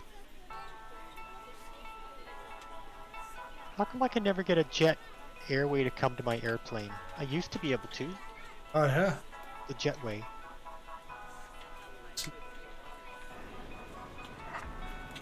Oh, well. Did you go to ground services? No, I was just using the key command. Okay, because if you do the ATC ground services, then you can call it over. Okay, yeah, I'll try that then. So ground. Because you can do the baggage, the catering, jetway, power supply, fuel supply, and pushback.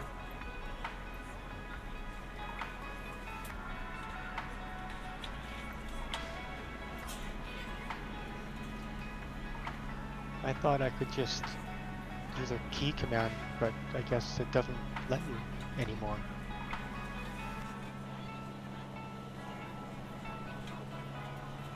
Oh, there's ground services.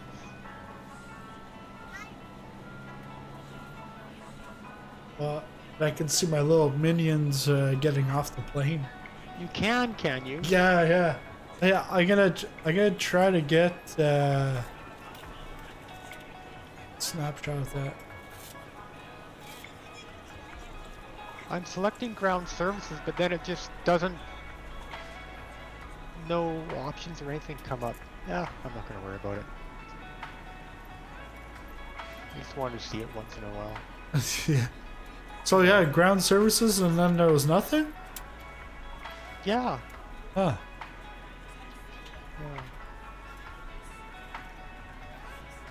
I can tune ground or go back to clearance.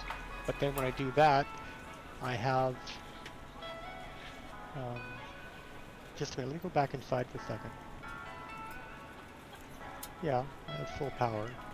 I'm on external power. Yeah, I won't worry about it. What are you gonna do? I won't show. Oh, okay, I had to select one of the frequencies, that was what it was. So Okay, yeah. Jetway. There, here it comes. Woohoo!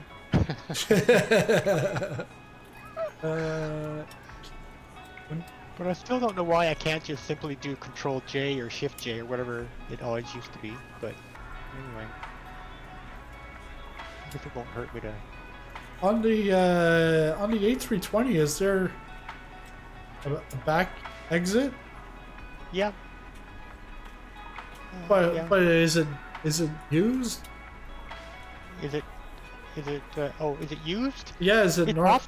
often used say down in the Caribbean where you're not parking at a gate where you have air stairs driven up to the airplane, and so they'll bring 2 sets, one for the front door and one for the rear door. Yeah, well, because that's what happened in Europe.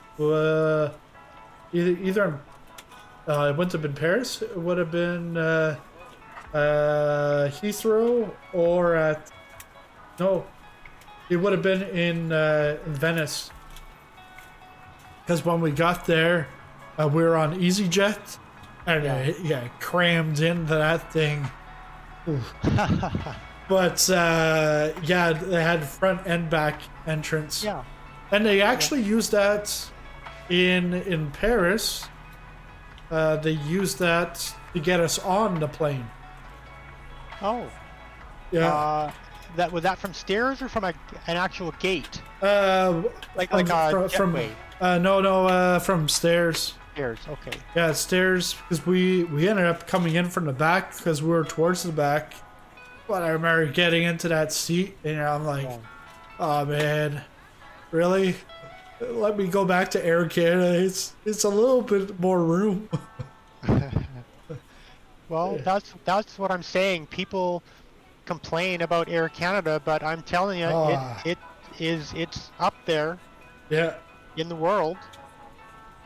Oh. You know. Ricky Bush was the last passenger to leave the plane. Yeah, because they have names.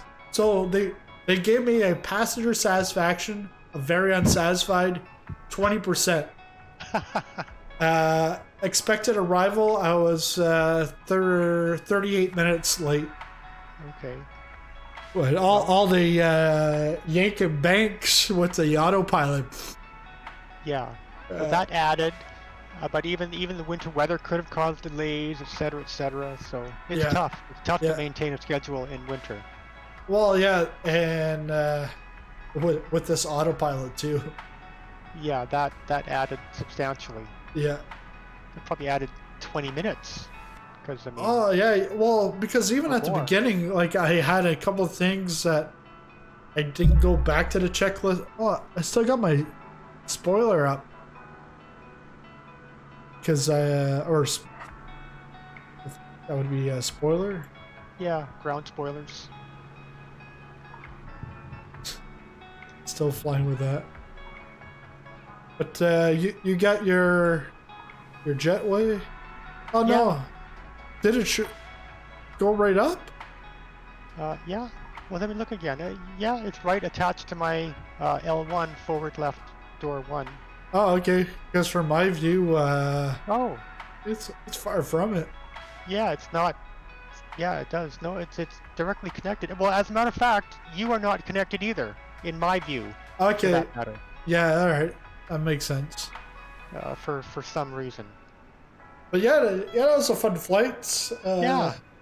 I think I'm gonna try to do it more often, flying this until the CRJ comes out.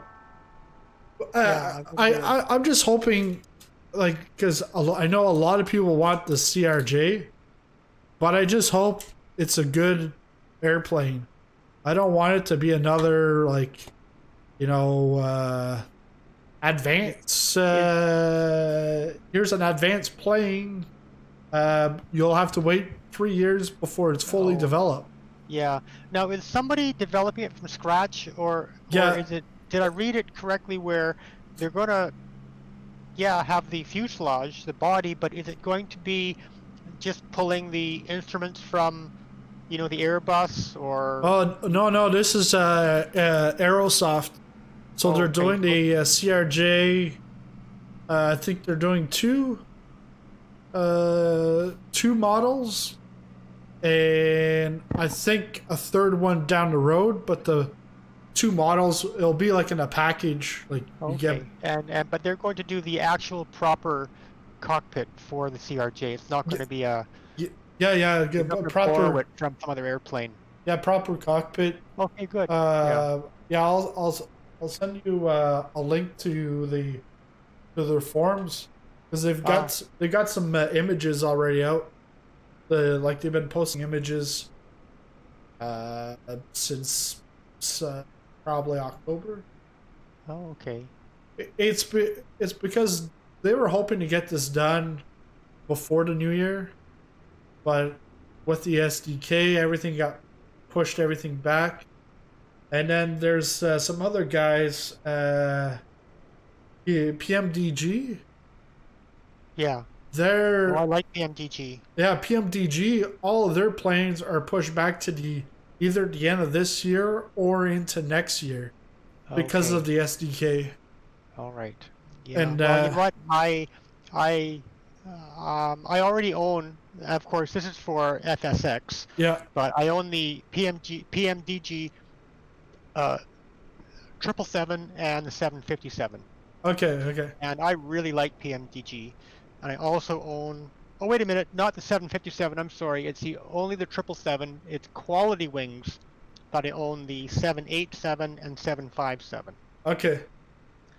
But they're both really good. Yeah, because the only ones that I've ever done have been the free ones, but to know, because I know some developers, they'll make like a academic, and then they'll do they do a study one and like a casual one, but and then you see the price difference. Oh, but like, yep. what really, like, what is that added, to make it study level? Like, Well, I don't. Yeah, see, I've never seen two versions of. Is it somebody like PMDG that does two versions, or somebody else? Well, actually, A to A, they've got A to A on FSX. They've got, or no, for them it's a P3D, but they have like a Bonanza. They have a Bonanza Academic and a Bonanza Professional. Yeah, and I'm not up on any of those types of ones. Yeah, like, but then like in Australian dollars, the Bonanza Academic is 68, and the Professional is 109. So almost double the price. Yeah. And it's Professional versus the Academic. Right. Yeah. Yeah. I'm not sure. No, not sure either. But because the CRJ, they said now it'll be first quarter. So I would say, I wouldn't say March. I'd probably say end of March into April, if everything goes well. Oh, yeah. Interesting. Well, I'll visit when somebody comes out with let's say an 87 or a 777 or something along those lines. Then I'll think about it. Yeah. It wouldn't hurt me to buy one, but at the moment I'll just have to wait. And at the moment I have FSX, but I just haven't gone to FSX since I bought this new version. Well, like, because the scenery is like completely different. It's just so good. Even the flight model is different, because you want to go to FSX in this, you just go to Legacy flight model. Oh. But the fly-by-wire, they want to get it up to a study level, but they're already starting to work on the A380. Wow. The double-decker. Yeah. But that, they're not sure if they can get her up to a study level, but they're going to do the same thing with that, where they're going to get the base out, and then release it, and then do updates. Just keep on working on it. Yeah. Well, because in that case, you would have like 2 really good planes for free. Yeah, and by the sounds of it, considering the really good work Fly-by-Wire has done with this airplane alone,